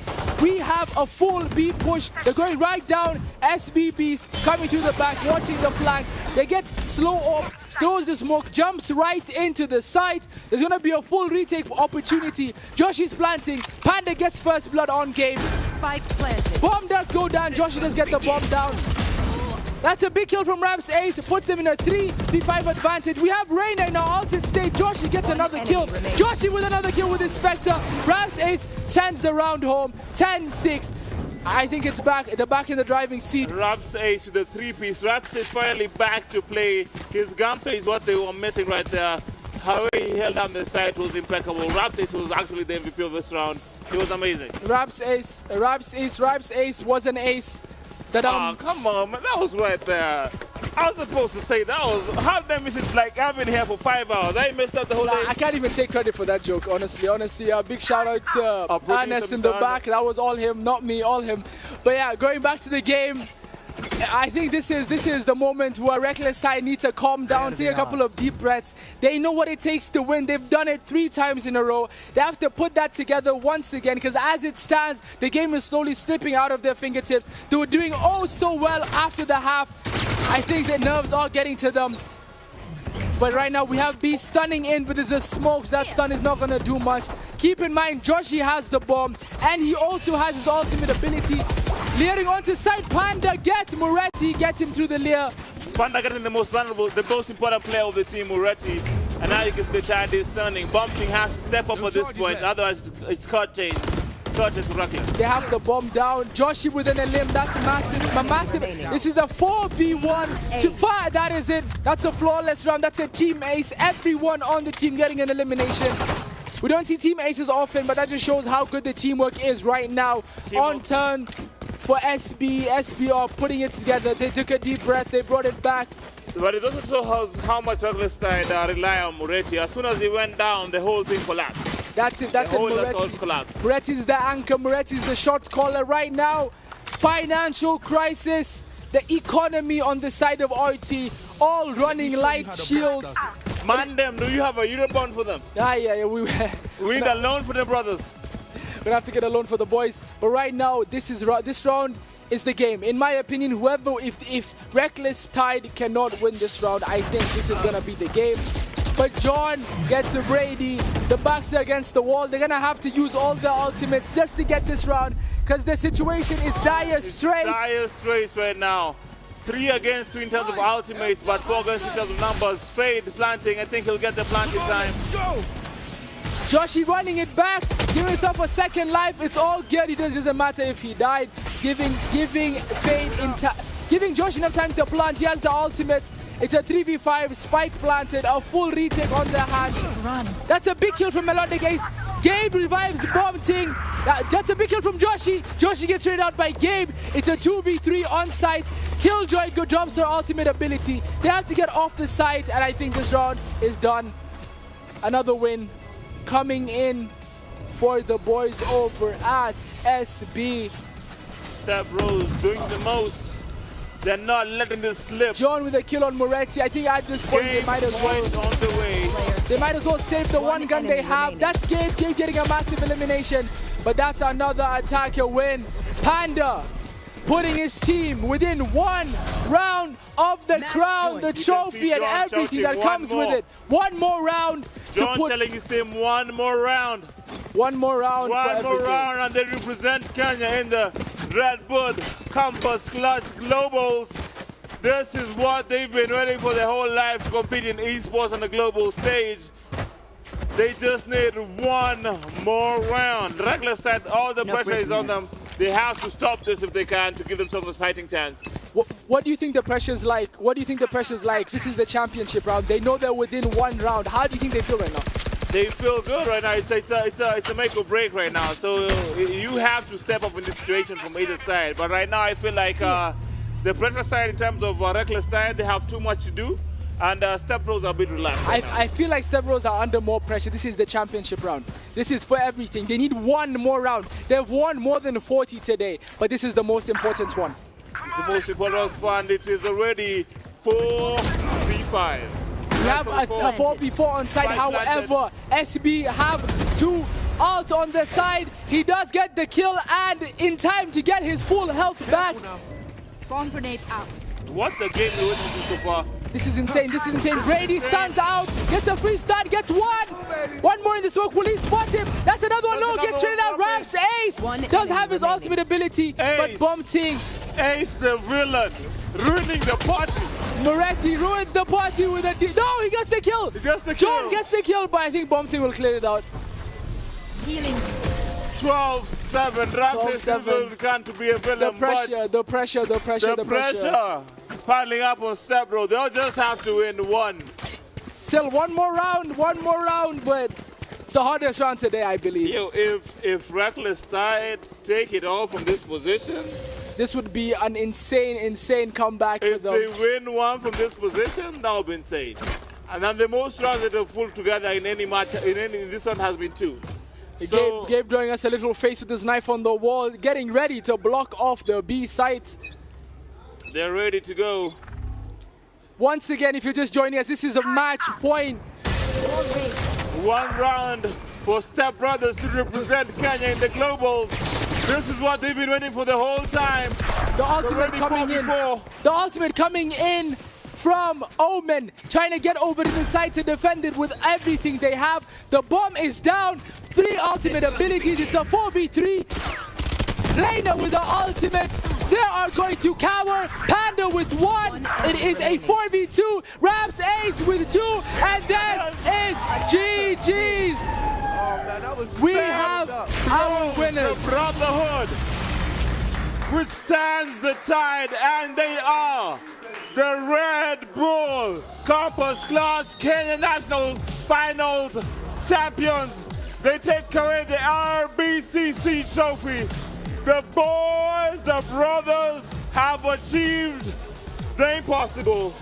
For the first time ever, they are the best people, the best ones, the fastest to represent Kenya on the global stage. 100%, but at the same time, we have to give 100% credit to the boys over at Reckless Tide. They played against everything. They played against in a 4v5. They did what they could, took a few runs off, gave us probably the best game we've had all day in the second game with a substitute against all odds. Gave us amazing rounds. And they have nothing. They should have nothing but pride for their abilities and themselves, because although they may not have won today, they have shown us they're one of the best teams in this great country of Kenya. You gotta feel for them. What do you feel? Do you think the game would have changed if they had Nick Chakufinya? I think they would have. I mean, the pressure was on. They had to fill in at the last second. Play a 4v5. I mean, the nerves must have been all over the place.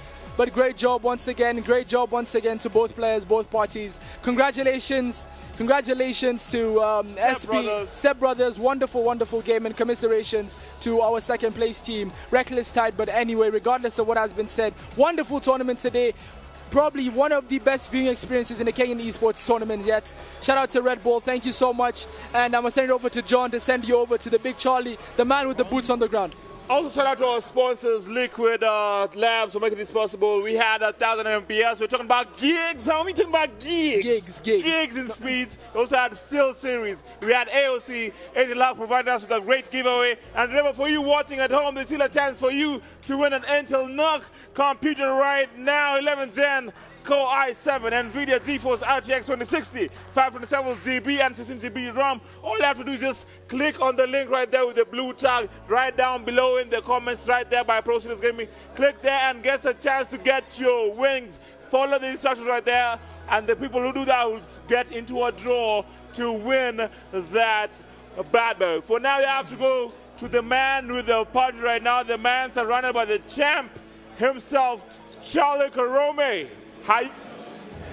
I'm feeling good, John. How you feeling? What a finale. It's so loud in here, I can barely hear you guys. The celebrations are underway. And right now, on the captain's cove, we have the one, the only. First name is Kung Fu, second name, Panda. What's up, man? Words cannot describe how I'm feeling. What? How? No, you need to find words. Give me some words. Give me some adjectives, man. I don't know. I feel. It was. I can't talk. You can't talk. I can't talk right now. The only way those final games would have been tighter is if we hosted them in Taveta. Oh wow. The joke is tighter Taveta in that one. But those were tight. 13-2. The first game was kinda chill. It was kind of chill. But the second game got heated. Yo. Because everything was on the line there. Everything was on the line. We win, we make it. They win, we go to the next map, and we didn't want that to happen. Okay, true. What happened to your wrist? I could see you at one point in the game. Your wrist was on fire. What was going on with your wrist? I wasn't used to the keyboard that we're playing with currently. Yeah. So I just pulled my thumb muscle, but we moved past that. Oh no, and you kept playing. I mean, you gotta do what you gotta do. I just saw the stats. You're one of the top 5 players. Oh, thank you very much. Amazing dedication. And now you guys are the champions of Kenya. Indeed. Does the globe have any idea what's coming at them? You guys go to the global finals now. We do Are they indeed. even ready? I don't think they are. Well, we're one to watch, you know. So guys are watching right now. All of Kenya is watching, all of the world, but Kenya specifically. And guys are like, you guys are going to represent us in the global stage. Tell them a promise. Give them your promise about what will happen then. Well, I won't promise you a win, but I'll promise you'll be thoroughly entertained. Thoroughly entertained. Indeed. Okay, right there is the Capitan of SB himself, the champions of Kenya, right here at the Red Bull Campus Clutch. And you can be a winner, by the way, as well. You guys were told about that link. Right now, it's pinned on the comment section. You click on that, you get yourself some wings, and also you have a chance to walk away with an amazing prize. The stats on this thing, it has me calling it an Intel nuke. I'm being told it's an 11th gen Core i7. It has 16 gigs of DDR4 RAM, 512 GB, Intel Optane on that SSD. It is mad crazy. And did I tell you, an NVIDIA GeForce RTX 2060? 2060.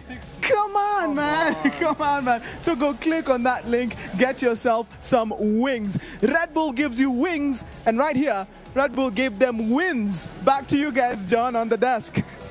My precious. Cameras on. Oh, okay, guys. If you want to walk away with this bad boy, you know what to do. Follow the link pinned right there and follow the instructions. So far, it's been an amazing day of amazing gaming. And right now, sadly, we have to go away and just, enjoy this bad boy just right now. But stand by for the award ceremony that's coming off. Right after this, we get to see the champions being crowned for the first time. The first champions of an esports competition in a global arena will be crowned right here. So just keep it locked. We'll be back shortly.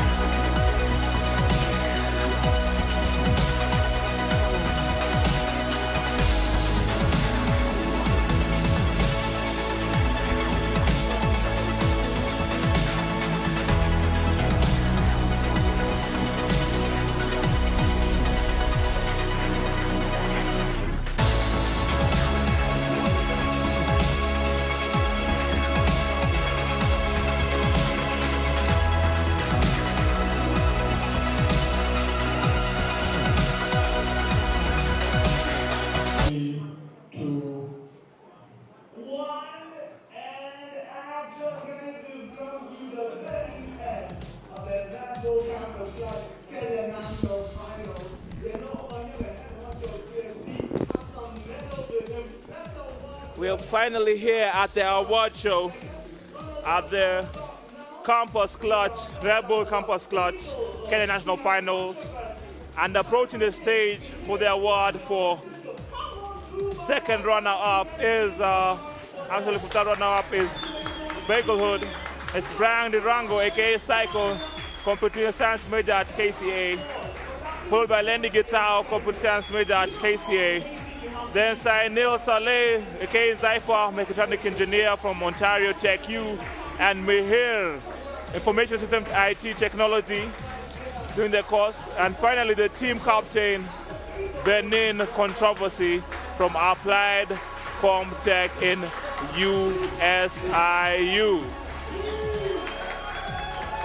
So well, now we have DDWP, we have Newman X doing the sheesh and getting his award, BAT KCA major. Wawero following shortly right there, followed by Triad, Taros. Behind him is Dizzy. And the sheesh captain right there is JG King, the BBIT crew from Strathmore. JG King, the captain there, taking the ranks. So coming in with the first runners up right now, it is the Reckless Style. They put up a good fight, but just wasn't enough. Up there is Victor Muremi from JKUAT, BBIT Information Tech from JKUAT, followed by Bradley Gishuru from Corp University doing his BSc IT in Information Technology. Then Gabriel Mbogwa from Strathmore University. And now their captain, Collins Moretti from KCA University. Person from home will get their medal at home is Faris Peter Mbogo for RT. And now the champions coming on stage for the big moment. Coming up on stage, number one is John, the psychology major from UON. John coming in with the dab right now, followed by Ace, computer science major from USIU. Then Joshi, then Eddie, and now finally the team captain, Panda, all getting their medal for first place. The Red Bull Campus Clutch Kenya National Finals champions. Look at them getting their medals. And finally, we're getting to the main man, the captain, the clutch player, the best player so far, Panda. And this is the moment we've been waiting for. They get the RBCC trophy, and the Step Brothers, the Brotherhood, finally gets to lift the trophy. Here we go, one representing Kenya globally, Step Brothers win it. Thank you so much for joining us here in the Red Bull Campus Clutch Kenya National Finals. Hopefully we get to see you in the globals. But until next time, as for me, John Ribia and What's Good Studios, it's peace out and until next time.